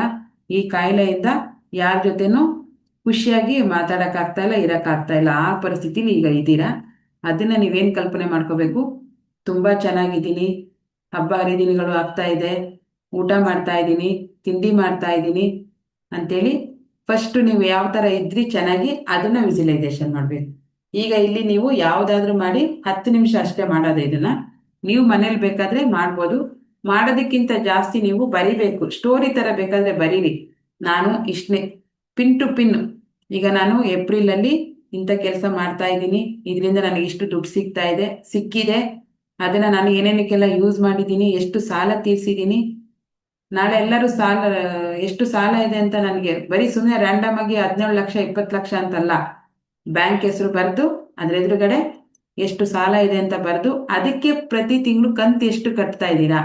ಫಾರ್ ಎಕ್ಸಾಂಪಲ್, ಈಗ Canara bank housing loan 15 lakh ಕಟ್ತಾ ಇರೋದು, EMI 21,000 ತಿಂಗಳಿಗೆ. ಆಮೇಲೆ ಧರ್ಮಸ್ಥಳ ಸಂಘ 5 ಲಕ್ಷ ಸಾಲ ಇದೆ, ಕಟ್ಟೋದು ವಾರ ವಾರ ಕಟ್ಟೋ ಅಂಥದ್ದು ತಿಂಗಳಿಗೆ ಕನ್ವರ್ಟ್ ಮಾಡಿ 8,000 ತಿಂಗಳಿಗೆ ಕಟ್ತಾ ಇದ್ದೀನಿ. ಈ ಥರ ಫುಲ್ಲು ಬರೆದು ನನಗೆ ಒಂದು ಶೀಟಲ್ಲಿ ಇವತ್ತು ಸಂಜೆ ರಾತ್ರಿ 9 ಗಂಟೆವರೆಗೂ ಟೈಮ್ ಇದೆ, ಅಷ್ಟು ನೀವು ಹಾಕ್ಬೇಕು. ಯಾಕಂದ್ರೆ ಬೇಗ ಬೇಗ ಎಲ್ಲ ಲೋನಿಂದ ಹೊರಗಡೆ ಬರ್ಬೇಕಲ್ವಾ. ಸೊ ಅದಕ್ಕೆ ಒಂದು ತಂತ್ರವನ್ನ ಮಾಡೋಣ. ಇವತ್ತು 2ನೇ ತಾರೀಕಲ್ವಾ, ಇವತ್ತು ಹುಣ್ಣಿಮೆಯ ದಿವಸ ಇದೆ. ಸಾಯಂಕಾಲ ನೀವ್ಯಾರಾದ್ರೂ ಮತ್ತೆ ಜಾಯಿನ್ ಆಗಂಗಿದ್ರೆ ರಾತ್ರಿ 8 ಗಂಟೆಗೆ ಹುಣ್ಣಿಮೆಯ ವಿಜುವಲೈಸೇಷನ್, ಅಂದ್ರೆ ಹುಣ್ಣಿಮೆ ಮತ್ತೆ ಅಮಾವಾಸ್ಯೆಯಲ್ಲಿ ತುಂಬಾ ಶಕ್ತಿ ಇರುತ್ತೆ, ಪ್ರಕೃತಿನಲ್ಲಿ ತುಂಬಾ ಶಕ್ತಿ ಬರುತ್ತೆ. ಇವತ್ತು ನಾನು ಯಾಕೆ ಮೆಡಿಟೇಷನ್ ಮಾಡಿಸ್ತಿಲ್ಲ ಅಂದ್ರೆ ಅದನ್ನ ಸಾಯಂಕಾಲ ಮಾಡಿಸ್ತೀನಿ. 8 ಗಂಟೆಗೆ ಅಟೆಂಡ್ ಆಗಿ, ಹುಣ್ಣಿಮೆ ಮತ್ತೆ ಅಮಾವಾಸ್ಯೆ ದಿವಸ ನಾವು ನಮ್ಮ ಸಮಸ್ಯೆಗಳನ್ನ, ನಮ್ಮ ಕಷ್ಟಗಳನ್ನ ಬರೆದು ಸುಟ್ಟಾಕೋದ್ರಿಂದ ಬೇಗ ಕ್ಲಿಯರ್ ಆಗುತ್ತೆ. ತುಂಬಾ ಜನ ಕೇಳಿದಿರಲ್ವಾ, ಹುಣ್ಣಿಮೆ ಅಮಾವಾಸ್ಯೆನ ತುಂಬಾ ಜನ ಉಪಯೋಗಿಸ್ಕೊತಾರೆ. ಸೊ ಹಾಗಾಗಿ ಇವತ್ತು ರಾತ್ರಿ 8 ಗಂಟೆಗೆ ಮತ್ತೆ ಝೂಮ್ ಲಿಂಕ್ ಅನ್ನ ಹಾಕ್ತೀನಿ. ಆದಷ್ಟು ಜನ ಅಟೆಂಡ್ ಆಗಿ. ಅಲ್ಲಿ ಏನ್ ಮಾಡ್ಬೇಕು, ನಾವು ಹುಣ್ಣಿಮೆಯ ವಿಜುವಲೈಸೇಷನ್ ಅನ್ನ ಮಾಡೋಣ. ರಿಚುವಲ್ಸ್ ಅಂತಾರೆ, ಹುಣ್ಣಿಮೆಯ ರಿಚುವಲ್ಸ್ ಅನ್ನ ಮಾಡೋಣ. ಫುಲ್ ಮೂನ್ ರಿಚುವಲ್ಸ್ ನ ಮಾಡೋಣ ಇವತ್ತು. ಓಕೆನಾ? ಅದರಿಂದ ನಿಮ್ಮ ಸಮಸ್ಯೆಗಳು 10 ಪಟ್ಟು ಬೇಗ ಕಮ್ಮಿ ಆಗುತ್ತೆ. ಸೊ ರಿಚುವಲ್ಸ್ ಅನ್ನ ರಾತ್ರಿ ಮಾಡೋಣ. ಅವಾಗ ನಾನು ಅಲ್ಲಿ ನಿಮ್ಗೆ ಮೆಡಿಟೇಷನ್ ಮಾಡಿಸ್ತೀನಿ, ಧ್ಯಾನವನ್ನ ಮಾಡಿಸ್ತೀನಿ. ಆ ಸಮಸ್ಯೆಯಿಂದ ಹೇಗೆ ಹೊರಗೆ ಬಂದಿದ್ದೀನಿ ಅನ್ನೋ ಒಂದು ಕಲ್ಪನೆಯನ್ನ ಮಾಡ್ಕೊಳ್ಳೋಣ. ಸೊ ಹಾಗಾಗಿ ಇವತ್ತಿನ ಹೋಮ್ವರ್ಕ್ ಏನು, ಎಷ್ಟು ಸಾಲ ಇದೆ, ಸಾಲ ಏನು ಇಲ್ಲ ನನಗೆ ಅನ್ನೋರು ನಿಮ್ಮ ಯಾವ ವಿಷಯದಲ್ಲಿ ನಿಮಗೆ ಕಾಂಪ್ಲಿಕೇಟೆಡ್ ಇದ್ದೀರಾ, ಅಂದರೆ ರಿಲೇಶನ್ಶಿಪ್ ಸರಿ ಇಲ್ಲ ಅಥವಾ ಹೆಲ್ತ್ ಇಶ್ಯೂಸ್ ಇದೆ, ನನಗೆ ತುಂಬ ಆರೋಗ್ಯ ಸಮಸ್ಯೆ ಇದೆ. ಯಾಕಂದರೆ ನೀವು 8 ಗಂಟೆ ಒಳಗಡೆ ನನಗೆ ಬರೆದಾಕಿದ್ರೆ ನನಗೆ ಅದನ್ನೆಲ್ಲ ನೋಡಿ ಇದು ಮಾಡೋಕ್ಕೆ ಈಸಿ ಆಗುತ್ತೆ. ನೀವು 7:30 ಅಷ್ಟೊತ್ತಿಗೆ ಸಾಲ ಇರೋರು ಸಾಲದ ಸಮಸ್ಯೆನ ಹಾಕಿ, ಇಲ್ಲದೆ ಇರೋರು ಆರೋಗ್ಯ ಸಮಸ್ಯೆ ಇದ್ರೆ ಆರೋಗ್ಯ ಸಮಸ್ಯೆನ ಬರೆದಾಕಿ, ಇಂಥ ಕಾಯಿಲೆ ಇದೆ, ಇಷ್ಟು ವರ್ಷದಿಂದ ನನಗೆ ಕಷ್ಟ ಆಗ್ತಾ ಇದೆ, ನಾವಿವತ್ತು ಅದನ್ನ ರಿಚುವಲ್ಸ್ ಮಾಡೋಣ. ಅದೆಲ್ಲ ನಮ್ಮನ್ನ ಬಿಟ್ಟು ಹೊಟ್ಟೋಗಿದೆ, ನಾವು ಆರಾಮಾಗಿದ್ದೀವಿ ಅಂತೇಳಿ ರಿಚುವಲ್ಸ್ ಮಾಡೋಣ, ಹುಣ್ಣಿಮೆಯ ರಿಚುವಲ್ಸ್. ಓಕೆನಾ? ಮತ್ತೆ ಕಾಯಿಲೆನೂ ಇಲ್ಲ, ದುಡ್ಡಿನ ಸಮಸ್ಯೆನೂ ಇಲ್ಲ ಅಂತಂದ್ರೆ ನಿಮ್ಗೆ ಏನಾದ್ರು ಸಂಬಂಧಗಳಲ್ಲಿ ಅಥವಾ ಯಾರು ಫ್ರೆಂಡ್ ತುಂಬಾ ಇದು ಮಾಡಿದ್ದಾರೆ ಆ ಥರ ಅದನ್ನ ಬರೆದು ಹಾಕಿ, ಪರ್ಸ್ನಲ್ ಆಗಿ ಹಾಕಿ, ಇಲ್ಲ ಗ್ರೂಪಿಗಾದ್ರೂ ಹಾಕಿ. ಗ್ರೂಪಲ್ಲಿ ಹಾಕಿದ್ರೇನೆ ಒಳ್ಳೇದು. ಮತ್ತೆ ಒಬ್ಬರ ನಂಬರನ್ನು ಒಬ್ರು ತಗೊಂಡು ದಯವಿಟ್ಟು ಬೇರೆಯವರಿಗೆ ತೊಂದರೆ ಮಾಡಬೇಡಿ. ಈಗ ಅಲ್ಲಿ ಯಾರೋ DP ನಲ್ಲಿ ಚೆನ್ನಾಗಿ ಕಾಣಿಸ್ತಿರ್ತಾರೆ, ಫೋಟೋ ಹಾಕೊಂಡಿರ್ತಾರೆ, ಇದು ನಡೀತಾ ಇದೆ ನನ್ನ ಗ್ರೂಪಲ್ಲಿ, ಹಾಗಾಗಿ ಹೇಳ್ತಾ ಇದ್ದೀನಿ. ನನ್ನ ಕರ್ತವ್ಯ, ನೀವು ಕ್ಲಾಸಿಗೆ ಬರುವಂಥವರಿಗೆ ನನಗೆ ಗೊತ್ತಿರುವಂಥ ಎಷ್ಟು ವಿಷಯ ಗೊತ್ತಿದೆ ಅದನ್ನ ನಾನು ನಿಮಗೆ ತಿಳಿಸಿ, ಅದರಿಂದ ನಿಮಗೆ ಒಳ್ಳೇದಾಗಬೇಕು ಅನ್ನೋದಷ್ಟೇ ನನ್ನ ಉದ್ದೇಶ ಇರೋದು. ಬಟ್ ನೀವೇ ಪರ್ಸ್ನಲ್ ಆಗಿ ನಂಬರ್ಗಳನ್ನ ಶೇರ್ ಮಾಡ್ಕೊಳ್ಳೋದು, ಮಾತಾಡೋದು, ಹೊರಗಡೆ ಎಲ್ಲಾದ್ರೂ ಮೀಟ್ ಮಾಡೋದು, ಅದರಿಂದ ನಿಮ್ಗೆ ಏನಾದ್ರು ಸಮಸ್ಯೆಗಳನ್ನ ಮಾಡ್ಕೊಳ್ಳೋದು, ವ್ಯವಹಾರ ಮಾಡ್ಕೊಳ್ಳೋದು, ಹಣಕಾಸು ತಗೊಂಡು ಏನಾದ್ರು ತೊಂದರೆ ಮಾಡ್ಕೊಂಡ್ರೆ ದಯವಿಟ್ಟು ನಾನು ಜವಾಬ್ದಾರಳಲ್ಲ. ನಿಮ್ ಡ್ಯೂಟಿ ಏನಪ್ಪಾ ಅಂದ್ರೆ ಇಲ್ಲಿ ಬರ್ಬೇಕು, ಲಿಂಕ್ನ ಜಾಯಿನ್ ಮಾಡಬೇಕು, ನಾವು ಹೇಳುವಂಥದ್ದನ್ನ ಕೇಳ್ಕೋಬೇಕು, ಸಾಧ್ಯವಾದಷ್ಟು ನಿಮ್ಗೆ ಒಳ್ಳೇದಾಗೋಷ್ಟು ನಾನು ಎಷ್ಟು ಸಾಧ್ಯವೋ ಅಷ್ಟು ಮಾಡ್ತೀನಿ. ಅದನ್ನ ಉಪಯೋಗಿಸ್ಕೊಂಡು, ಆ ಟೆಕ್ನಿಕ್ಗಳನ್ನ ಉಪಯೋಗಿಸ್ಕೊಂಡು ನೀವು ಸಮಸ್ಯೆಯಿಂದ ಹೊರಗೆ ಬರಬೇಕು. ನಿಮ್ಮ ಮನಸ್ಥಿತಿ ಗಟ್ಟಿ ಆಗ್ಬೇಕು. ಎಂಥದೇ ಪರಿಸ್ಥಿತಿ ಬಂದರೂ ನನ್ನ ಮನಸ್ಥಿತಿ ಚೇಂಜ್ ಆಗಲ್ಲ, ನಾನು ಇದನ್ನ ಫೇಸ್ ಮಾಡೇ ಮಾಡ್ತೀನಿ ಅನ್ನೋ ಲೆವೆಲಿಗೆ ನಿಮ್ಮನ್ನ ತರೋ ಜವಾಬ್ದಾರಿ ನಂದು. ಅದು ಬಿಟ್ಟು DP ನಲ್ಲಿ ಯಾರೋ ಸುಂದರವಾಗಿ ಕಾಣಿಸ್ತಾ ಇದ್ದಾರೆ ಅಂತ ಅವ್ರ ನಂಬರನ್ನ ಬರ್ಕೊಳ್ಳೋದು, ಅವ್ರಿಗೆ ಮೆಸೇಜ್ ಹಾಕೋದು ಪರ್ಸ್ನಲ್ ಆಗಿ. ಯಾಕಂದ್ರೆ ಅವ್ರ ಮನೇಲಿ ಅವ್ರನ್ನ ಕೇಳೋರು ಇರ್ತಾರೆ, ಅವ್ರ ಗಂಡ ಇರ್ತಾರೆ, ಮಕ್ಳು ಇರ್ತಾರೆ. ಯಾವುದೋ ವ್ಯಕ್ತಿ, ಅನ್ನೋನ್ ವ್ಯಕ್ತಿ ಅವ್ರಿಗೆ ಮೆಸೇಜ್ ಮಾಡ್ತೀರಾ, ಫೋನ್ ಮಾಡ್ತೀರಾ ಅಂತ ಅಂದಾಗ ಆ ಒಂದು ಹೆಣ್ಣು ಮಗಳಿಗೆ ಎಷ್ಟು ಕಷ್ಟ ಆಗುತ್ತೆ ಅಂತ ನಿಮ್ಮ ಮನೆಯಲ್ಲಿರುವ ಹೆಣ್ಣು ಮಕ್ಳ ಬಗ್ಗೆ ಯೋಚನೆ ಮಾಡಿ. ಇಲ್ಲಿ ಯಾರು ಮಾಡ್ತಿದ್ದೀರೋ ಗೊತ್ತಿಲ್ಲ, 1-2-3 ಕಂಪ್ಲೇಂಟ್ ಬಂದಿದೆ ನನಗೆ, ಹಾಗಾಗಿ ನಾನು ಸ್ಟ್ರಿಕ್ಟ್ಲಿ ಹೇಳ್ತಾ ಇರ್ತಕ್ಕಂಥದ್ದು. ಆ ತರ ಯಾರಾದ್ರೂ ಗ್ರೂಪಲ್ಲಿ ಮಾಡ್ತಾ ಇದ್ದಾರೆ ಅಂತ ನಿಮಗ್ ಗೊತ್ತಾದ್ರೆ ನನಗೆ ವಿಷಯ ತಿಳಿಸಿ, ನಾನು ವಿತಿನ್ ಎ ಮಿನಿಟ್ ಅವ್ರನ್ನ ಗ್ರೂಪಿಂದ ತೆಗೆದು ಬಿಸಾಕದೆ. ಯಾಕಂದ್ರೆ ಇಲ್ಲಿ ಯಾರಿಗೂ ತೊಂದರೆ ಕೊಡಕ್ ಬಂದಿಲ್ಲ, ಎಲ್ಲರೂ ಅವರವ್ರ ಜೀವನವನ್ನ ಸರಿ ಮಾಡ್ಕೊಳಕ್ ಬಂದಿರ್ತಕ್ಕಂಥದ್ದು. ಸೊ ಹಾಗಾಗಿ ದಯವಿಟ್ಟು ನಿಮ್ಮ ಸಮಸ್ಯೆ, ನಿಮಗೆ ನಿಜವಾಗ್ಲೂ ಸಮಸ್ಯೆ ಇದ್ರೆ ಆ ಸಮಸ್ಯೆನ ಸರಿ ಮಾಡ್ಕೊಳ್ಳೋ ಕಡೆ ಗಮನ ಕೊಡಿ. ಅದಕ್ಕೆ ಬೇಕಾದಂತ ಮೆಂಟಲ್ ಸಪೋರ್ಟ್ ನಾನು ಮಾಡ್ತೀನಿ. ಅದು ಬಿಟ್ಬಿಟ್ಟು ಸುಮ್ಮನೆ ತರ್ಲೆಯಾಗಿ ಯಾರ್ಯಾರ್ದೋ ನಂಬರ್ ತಗೊಳ್ಳೋದು, ವಿಡಿಯೋ ಕಾಲ್ ಮಾಡೋದು, ವಾಯ್ಸ್ ಕಾಲ್ ಮಾಡೋದು, ಮೆಸೇಜ್ಗಳು ಹಾಕೋದು, ಇದನ್ನ ದಯವಿಟ್ಟು ಮಾಡಬೇಡಿ. ಯಾಕಂದ್ರೆ ಅವರು ಯಾವುದೋ ಒಂದು ನೋವಲ್ಲಿರ್ತಾರೆ, ನೋವಿಂದ ಹೊರಗೆ ಬರಬೇಕು ಅನ್ನೋ ಕಾರಣಕ್ಕೆ ನಮ್ಮ ಗ್ರೂಪಿಗೆ ಬಂದಿರ್ತಾರೆ. ಅಂಥವ್ರಿಗೆ ನೀವು ಪರ್ಸ್ನಲ್ ಆಗಿ ನಂಬರ್ಗಳನ್ನ ತಗೊಂಡು ಮಾತಾಡಿದ್ರೆ ಅವರು ಫೇಸ್ ಮಾಡ್ಬೇಕಾದನ್ನ, ಮನೇಲಿ ಅವ್ರು ಆನ್ಸರ್ ಮಾಡ್ಬೇಕಾಗತ್ತೆ. ಈಗ ನೀವೇ ಯಾರು ಜೆಂಟ್ಸ್ ಇರ್ತೀರಾ ಅಥವಾ ಲೇಡೀಸೇ ಇರ್ತೀರಾ, ಗೊತ್ತಿಲ್ದಿರೋ ವ್ಯಕ್ತಿ ನಿಮ್ಮ ಗಂಡನ್ಗೆ ಅಥವಾ ನಿಮ್ಮ ಹೆಂಡತಿಗೆ ಪದೇ ಫೋನು ಮೆಸೇಜ್ ಮಾಡಿದ್ರೆ ನಿಮ್ಗೆ ಡೌಟ್ ಬರುತ್ತಾ ಬರಲ್ವಾ? ಯಾರು ಇವರು, ಯಾಕೆ ಫೋನ್ ಮಾಡ್ತಿದ್ದಾರೆ, ಇವರೆಲ್ಲ ನಿನಗೆ ಪರಿಚಯ ಆದ್ರು ಅಂತ ಕೇಳ್ತೀರಲ್ವಾ? ಸೊ ಹಾಗಾಗಿ ಆಫ್ಲೈನ್ ಕ್ಲಾಸ್ ಇಟ್ಟಿರೋದು ಇದಕ್ಕೇನೆ. ಆಫ್ಲೈನ್ ಕ್ಲಾಸಿಗೆ ಬನ್ನಿ, ಸಾಧ್ಯವಾದಷ್ಟು ಎಲ್ಲರೂ ಬನ್ನಿ, ಅಲ್ಲಿ ಎಲ್ಲರೂ ಪರಿಚಯ ಆಗ್ತಾರೆ, ಅಲ್ಲಿ ಒಂದು ಬಾಂಧವ್ಯ ಬೆಳೆಯುತ್ತೆ, ಒಂದು ಅಣ್ಣ ತಂಗಿ ಅಕ್ಕ ತಮ್ಮ ಅನ್ನೋ ಬಾಂಧವ್ಯ ಬೆಳೆಯುತ್ತೆ. ಅವಾಗ ಹೊಸ ಮೆಂಬರ್ ನಿಮ್ಗೆ ಸಿಗ್ತಾರೆ. ಆದಷ್ಟು ಸ್ವಚ್ಛ ಮನಸ್ಸಿಂದ ಎಲ್ಲರೂ ನೋಡಕ್ಕೆ ಪ್ರಯತ್ನ ಪಡಿ. ಓಕೆನಾ? ಏನಿವತ್ತು ಮೇಡಮ್ ಏನೇನೋ ಹೇಳ್ತಿದ್ದಾರೆ ಅಂತಲ್ಲ, ಗ್ರೂಪ್ ಅಲ್ಲಿ ಕೆಲವು ಆಕ್ಟಿವಿಟೀಸ್ ಆಗ್ತಾ ಇದಾವೆ ಈ ತರ. ಹಾಗಾಗಿ ನನ್ನ ಗಮನಕ್ಕೆ ಬಂದ ಮೇಲೂ ನಾನೇನು ಹೇಳಿಲ್ಲ ಅಂದ್ರೆ ಈ ಅಮ್ಮ ಏನು ಹೇಳೋದಿಲ್ಲ, ಇವ್ರಿಗೆ ಜಾಸ್ತಿ ಆಗ್ಬಿಟ್ಟಿದೆ ಅಂತ ಒಂದು ಒಳ್ಳೆ ಉದ್ದೇಶದಿಂದ ನಮ್ಮ ಗ್ರೂಪ್ ಅಲ್ಲಿ ಇರೋರಿಗೆ ಅನ್ಸುತ್ತೆ. ನನಗೆ ಒಬ್ಬರೇ ಬರ್ಲಿ, ಇಬ್ಬರೇ ಬರ್ಲಿ, 3 ಜನನೇ ಬರ್ಲಿ, ಅವರು ಚೆನ್ನಾಗಿರ್ಬೇಕು, ಎಲ್ಲ ರೀತಿಯಲ್ಲೂ ಅವ್ರಿಗೆ ತೊಂದರೆ ಆಗದೆ ಇರೋ ತರ ನನ್ನ ಕೈಲಿ ಎಷ್ಟಾಗುತ್ತೋ ಅಷ್ಟು ನೋಡ್ಕೊಳ್ಳೋಂಥ ಜವಾಬ್ದಾರಿ ನಂದು. ಸೊ ಹಾಗಾಗಿ ಯಾರು ಯಾರಿಗೂ ಇಂದನೂ ತೊಂದರೆ ಆಗಬಾರ್ದು. ದಯವಿಟ್ಟು ಅರ್ಥ ಮಾಡ್ಕೊಳ್ಳಿ. ಹಾಗೆ ಯಾರಾದರೂ ನಿಮಗೆ ಫೋನ್ ನಂಬರ್ ತಗೊಂಡು ತೊಂದರೆ ಕೊಡ್ತಾ ಇದ್ದಾರೆ, ಸುಮ್ಮನೆ ಮೆಸೇಜ್ ಮಾಡ್ತಿದ್ದಾರೆ ಅಂದರೆ ನನ್ನ ಪರ್ಸ್ನಲ್ ನಂಬರ್ಗೆ ನೀವು ನನಗೆ ಮೆಸೇಜ್ ಹಾಕಿ, ಈ ನಂಬರಿಂದ ನನಗೆ ಕಾಲ್ ಬರ್ತಾ ಇದೆ, ಮೆಸೇಜಸ್ ಬರ್ತಿದೆ ಅಂದರೆ ನಾನು ಸುಮಾರು ಜನನ ರಿಮೂವ್ ಮಾಡಿದ್ದೀನಿ, ನೀವು ನೋಡಿರ್ಬೋದು.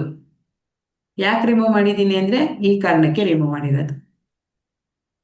ಸುಮ್ಮನೆ ಫೋನ್ ಮಾಡೋದು, ಯಾವ ಊರು, ಏನು ಹೆಸರು, ಮದುವೆ ಆಗಿದೆಯಾ, ಎಷ್ಟು ಮಕ್ಕಳು, ಏನು ಕೆಲಸ, ಇದೆಲ್ಲ ನಿಮ್ಗೆ ಯಾಕೆ? ಅದನ್ನ ಕಟ್ಕೊಂಡು ನಿಮ್ಗೆ ಏನಾಗಬೇಕಾಗಿದೆ? ಅವ್ರ ಸಮಸ್ಯೆ ತೀರ್ಸೋಂಥ ಶಕ್ತಿ ಇದೆಯಾ? ಇಲ್ಲ ತಾನೆ. ಯಾವ ಊರಾದ್ರೂ ಆಗಿರ್ಲಿ, ಏನು ಹೆಸರಾದ್ರೂ ಆಗಿರ್ಲಿ, ನಮ್ಗೆ ಯಾಕಪ್ಪ? ನಾನೇನು ಹೇಳ್ತಾ ಇದ್ದೀನಿ ಅದಷ್ಟನ್ನೇ ಕೇಳಿಸ್ಕೋಬೇಕು. ಅದರಲ್ಲಿ ಏನಾದ್ರು ಒಳ್ಳೇದಿದ್ರೆ ತಗೋಬೇಕು, ಅದರಲ್ಲೂ ಕೆಟ್ಟದಿದೆ ಅಂದರೆ ಬಿಟ್ಬಿಡ್ಬೇಕು.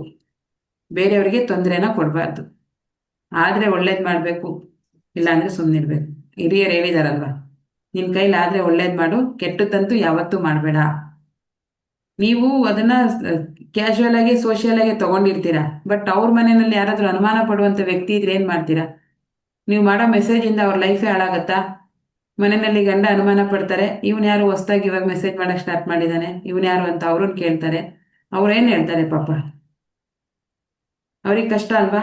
ನೀವು ಹಾಕೋ ಒಂದು ಮೆಸೇಜ್ ಇನ್ನೊಬ್ಬರ ಜೀವನನೇ ಹಾಳು ಮಾಡುವಷ್ಟು ಇದಿರುತ್ತೆ. ಸೊ ಹಾಗಾಗಿ ಸೋಷಿಯಲ್ ಮೀಡಿಯಾವನ್ನ ಆದಷ್ಟು ಒಳ್ಳೆ ಕೆಲಸಕ್ಕೆ ಉಪಯೋಗಿಸ್ಕೊಳ್ಳಿ. ಎಷ್ಟೊಂದು ಒಳ್ಳೆ ವಿಷಯಗಳು ಬರ್ತಾ ಇರ್ತವೆ, ಅಂಥದ್ದನ್ನ ನೋಡಿ. ನಿಮ್ಗೆ ಒಳ್ಳೆ ವ್ಯಕ್ತಿ ಸಿಗ್ಬೇಕು, ಒಳ್ಳೆ ಫ್ರೆಂಡ್ ಸಿಗ್ಬೇಕು ಅಂದ್ರೆ ಆಫ್ಲೈನ್ಗೆ ಬರ್ತೀರಾ, ಅವಾಗ ಮಾತಾಡಿಸ್ತೀರಾ, ಅವ್ರ ಗುಣ ಗೊತ್ತಾಗುತ್ತೆ, ಅವ್ರ ಮುಖವನ್ನ ನೋಡ್ತೀರಾ. ಆಮೇಲೆ ಬೇಕಾದ್ರೆ ನಂಬರ್ ತಗೊಂಡು ಪರ್ಮಿಷನ್ ತಗೊಂಡು ಮಾತಾಡಿ. ಈಗ ಗ್ರೂಪಲ್ಲಿ 250 ಜನದಲ್ಲಿ ಯಾರು ಚೆನ್ನಾಗಿ ಕಾಣಿಸ್ತಾ ಇದ್ದಾರೆ ನೋಡೋದು, ಅವರಿಗೆ ನಂಬರ್ ತಗೊಂಡು ಮೆಸೇಜ್. ಇಷ್ಟೊತ್ತಿಗೆ ಒಂದು 5-6 ಕಂಪ್ಲೇಂಟ್ ಆಗಿದೆ. 5ರಿಂದ 6 ಜನ ಕಂಪ್ಲೇಂಟ್ ಮಾಡಿದ್ದಾರೆ ನನಗೆ, ಮೇಡಮ್ ಈ ಥರ ಸಮಸ್ಯೆ ಮಾಡ್ತಿದ್ದಾರೆ, ನಂಬರ್ ತಗೋತಾರೆ, ವಿಡಿಯೋ ಕಾಲ್ ಮಾಡ್ತಾರೆ ಮೇಡಮ್, ವಾಯ್ಸ್ ಕಾಲ್ ಮಾಡ್ತಾರೆ ಮೇಡಮ್, ಪ್ರಾಬ್ಲಮ್ ಆಗುತ್ತೆ, ಏನೋ ಗ್ರೂಪಲ್ಲಿ ಹೇಳ್ಕೊಡ್ತೀರಾ ಅಂತ ಬಂದು ಸೇರಿದ್ದೀವಿ, ಈ ಥರ ಆಗ್ತಾ ಇದೆ ಅಂದಾಗ ನಾನೇನು ಮಾಡಬೇಕು ನೀವು ಹೇಳಿ? ಅಂದಾಗ ನಾನೇನು ಮಾಡಬೇಕು? ಈಗ ಪ್ರಾಂಪ್ಟ್ ಆಗಿ ಆನ್ಸರ್ ಮಾಡಿ, ಬೇಗ ಬೇಗ. ಈ ಗ್ರೂಪ್ ಮಾಡಿರೋ ಉದ್ದೇಶ ಏನು? ಬಾಮ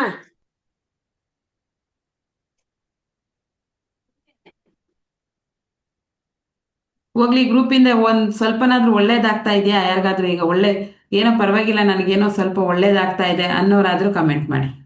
ಎಸ್ ಮೇಡಮ್ ಒಳ್ಳೇದಾಗ್ತಾ ಇದೆ, ಗ್ರೂಪ್ ಬೇಕು, ಪ್ರತಿ ದಿವಸ ಕ್ಲಾಸ್ ಬೇಕು ಅನ್ನೋರು ಎಸ್ ಅಂತ ಮಾಡಿ, ಇಲ್ಲ ಅನ್ನೋರು ನೋ ಅಂತ ಮಾಡಿ. ಯಾಕೆ ಗೊತ್ತಾ? ಇನ್ನೊಬ್ರಿಗೆ ತೊಂದರೆ ಕೊಟ್ಟು ಮಾಡೋಕ್ಕಾಗಲ್ಲ. ಮಾತಾಡಿ ಅಥವಾ ಕಮೆಂಟ್ ಮಾಡಿ. ಒಳ್ಳೇದಾಗ್ತಾ ಇದೆ, ಆ ತರ ಏನಾದ್ರೂ ತೊಂದರೆ ಕೊಡೋರಾದ್ರೆ ಮುಲಾಜಿಲ್ದಂಗೆ ಕಿತ್ತು ಬಿಸಾಕಿ. ಎಸ್, ನಿಮ್ಮ ಕಡೆಯಿಂದನೂ ನನಗೆ ಈ ಸಪೋರ್ಟ್ ಸಿಗಬೇಕು. ಆವಾಗಲೇ ಒಂದು ವ್ಯಕ್ತಿನ ಲೈಫಿಂದ ತೆಗೆಯೋದು ಬೇರೆ, ಗ್ರೂಪಿಂದ ತೆಗೆಯೋದು ಬೇರೆ, ತೆಗೆದು ಬಿಸಾಕ್ಬೋದು. ಆ ಥರ ತೊಂದರೆಗಳನ್ನ ಕೊಡಬಾರ್ದು. ಯಾಕಂದ್ರೆ ನಾಳೆ 10ನೇ ದಿವಸ ಮೇಡಮ್. 10 ದಿವಸ, ಈಗ ಕೆಲವರು 10 ದಿವಸನೂ 9 ದಿವಸ ಕೆಲವರು ಅಟೆಂಡ್ ಮಾಡಿದ್ದೀರಾ ಅಲ್ವಾ? ನಾಳೆ 10ನೇ ದಿವಸ ಈ ಥರ ಸಮಸ್ಯೆಗಳಾಗ್ತಾ ಇದೆ. ಗ್ರೂಪಲ್ಲಿ ನನಗೆ ಕಷ್ಟ ಆಗ್ತಾ ಇದೆ, ಇನ್ಮೇಲೆ ಬೇಡ ಮೇಡಮ್ ಗ್ರೂಪ್ ಅಂದರೆ. ನನ್ನ ಪಾಡಿಗೆ ನಾನು ಒಬ್ಬಳೇ ಮೆಡಿಟೇಷನ್ ಮಾಡ್ಕೊಂಡು ಒಬ್ಬಳೇ ಮಾಡೋದನ್ನ ಕಲ್ತಿದ್ದೀನಿ ಚೆನ್ನಾಗಿ. 1 ಗಂಟೆ ಅಲ್ಲ, ಇನ್ನೂ 1 ಗಂಟೆ ಎಕ್ಸ್ಟ್ರಾ ಸಿಗುತ್ತೆ. ನನ್ನ ಜೀವಶಕ್ತಿಗಳ ಮೇಲೆ ನನಗೆ ಹತೋಟಿ ಸಿಗುತ್ತೆ, ಒಂದು ಸಾಧನೆ ಮಾಡೋಕ್ಕೆ ನನಗೆ ಹೆಲ್ಪ್ ಆಗುತ್ತೆ. ಆ ಸಾಧನೆನ ನಾನು ಮಾಡ್ಕೊಂಡು ಹೋಗ್ತೀನಿ, ನಿಮಗೆ ಮಾಡೋಕ್ಕಾಗಲ್ಲ. ಸೊ ಹಾಗಾಗಿ ನೀವು ನನಗೆ ಎಷ್ಟು ಕೋಪ್ರೇಟ್ ಮಾಡ್ತೀರಾ, ನನ್ನ ಜೊತೆ ಎಷ್ಟು ಚೆನ್ನಾಗಿ ನೀವು ಸ್ಪಂದಿಸ್ತೀರಾ. ಇಡೀ ದಿನ ನೀವು ನನ್ನ ಜೊತೆ ಕೂತ್ಕೊಳ್ಳಿ ಅಂತ ಹೇಳ್ತಾ ಇಲ್ಲ, 1 ಗಂಟೆ ನೀವು ಕೂತ್ಕೊಂಡು ನಿಮ್ಮ ಲೈಫನ್ನು ಅವಲೋಕನ ಮಾಡೋದ್ರಿಂದ ಮುಂದಿನ ನಿಮ್ಮ ಈ ದಿನ, ಮುಂದಿನ ವಾರ, ಮುಂದಿನ ತಿಂಗಳು, ಮುಂದಿನ ವರ್ಷ ನಿಮ್ಮದು ದಿನೇ ದಿನೇ ದಿನೇ ದಿನೇ ಏನಾಗುತ್ತೆ, ಇಂಪ್ರೂವ್ ಆಗ್ತಾ ಹೋಗುತ್ತೆ.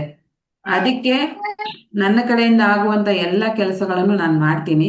ಸೊ ಹಾಗಾಗಿ ನೀವು ಪ್ರಾಂಪ್ಟ್ ಆಗಿರಿ. ನೋಡಿ ಅವ್ರನ್ನ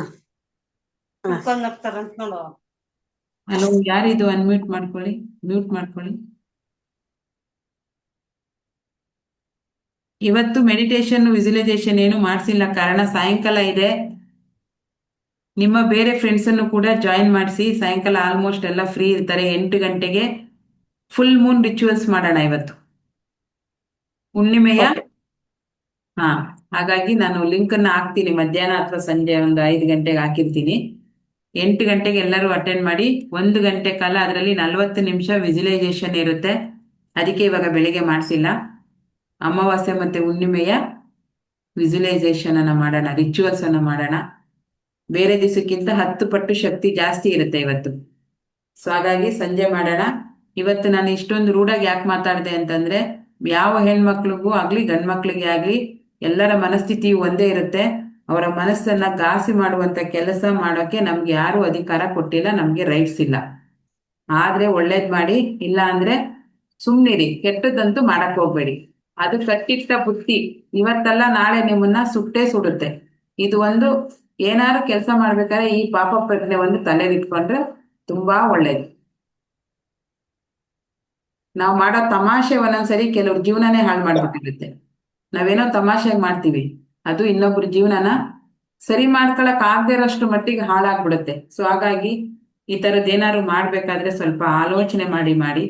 ದಯವಿಟ್ಟು ಗ್ರೂಪ್ ಅಲ್ಲಿ ಯಾರಿಗೂ ಪರ್ಸನಲ್ ಆಗಿ ಫೋನ್ ನಂಬರ್ಗಳನ್ನ ತಗೊಂಡು ನಿಮ್ಮ ಬಿಸ್ನೆಸ್ ನ ಹೇಳೋದು, ನಿಮ್ಮ ಊರ್ ಕೇಳೋದು, ನಿಮ್ಮ ಹೆಸರು ಕೇಳೋದು, ನಿಮ್ಮ ಪರ್ಸನಲ್ ಡೀಟೇಲ್ಸ್ ನ ಕೇಳೋ ಅಂತವ್ರು ಏನಾದ್ರು ಇದ್ರೆ ನನಗೆ ಇಮ್ಮಿಡಿಯೇಟು ನನ್ನ ಇನ್ನೊಂದು ನಂಬರ್ಗೆ, ಪರ್ಸನಲ್ ನಂಬರ್ಗೆ, ಅಲ್ಲಿ ಗ್ರೂಪ್ ಅಲ್ಲೇ ಮೇಲ್ ಇದೆ 2 ನಂಬರು, ಒಂದು ವ್ಯೋಮಿಕಾ ಅಂತ ಇದೆ, ಒಂದು ಕವಿತಾ ಅಂತ ಇದೆ. ಎರಡರಲ್ಲಿ ಯಾವ್ದಾದ್ರು ಒಂದು ನಂಬರ್ಗೆ ನನಗೆ ಮೆಸೇಜ್ ಮಾಡಿ ಅಥವಾ ಫೋನ್ ಮಾಡಿ ತಿಳಿಸಿ. ಫೋನ್ ಪಿಕ್ ಮಾಡಿಲ್ಲ ಅಂದ್ರೆ ಮೆಸೇಜ್ ಹಾಕಿ, ಮೇಡಮ್ ಇಂಥ ನಂಬರಿಂದ ನನಗೆ ಸಮಸ್ಯೆ ಆಗ್ತಿದೆ ಅಂತ. ಇಮ್ಮಿಡಿಯೇಟ್ ನಾನು ತೆಗ್ದಾಕ್ತೀನಿ. ಒಂದು ಗಾದೆ ಇದೆ, ಹತ್ತಿರೋದಕ್ಕಿಂತ ಒಂದು ಮುತ್ತೇರು ಅಂತ. ಅಂದ್ರೆ ಕೆಲ್ಸಕ್ಕೆ ಬರ್ದೇ ಇರ್ತಕ್ಕಂಥ 10 ಮಕ್ಳು ಇರೋದಕ್ಕಿಂತ ಮುತ್ತಿನಂತ ಮಗನ ಒಬ್ಬ ಇದ್ರೆ ಸಾಕು ಅಂತಾರೆ. ನನಗೆ 5 ಜನ ಸಾಕು, 3 ಜನ ಸಾಕು. ಅವ್ರ 3 ಜನ ಲೈಫ್ ಚೇಂಜ್ ಆಯ್ತು ಅಂದ್ರೆ ಅವರಿಂದನೇ 30 ಜನ ಬಂದೇ ಬರ್ತಾರೆ. ಸೊ ಹಾಗಾಗಿ ಅವಶ್ಯಕತೆ ಇಲ್ಲದೆ ಇರೋರು 100 ಜನ ಬೇಡ, 3 ಜನ ಸಾಕು. ಆ ತರದ್ ಏನಾದ್ರು ಸಮಸ್ಯೆ ಮಾಡ್ತಾ ಇದಾರೆ ಅಂದ್ರೆ ದಯವಿಟ್ಟು ನನಗೆ ಮೆಸೇಜ್ ಹಾಕಿ, ಓಕೆನಾ? ಈಗ ಏನ್ ಓಕೆ. ಮಾಡೋಣ, ನೀರನ್ನ ಕುಡಿಯೋಣ. ಬೋರ್ ಆಯ್ತಾ ಇವತ್ತು ಕ್ಲಾಸು? ಏನು ಮೆಡಿಟೇಷನ್ ಮಾಡಿಸ್ಲಿಲ್ಲ ಅಂತ? ಓ ಮೇಡಮ್, ಥ್ಯಾಂಕ್ಸ್.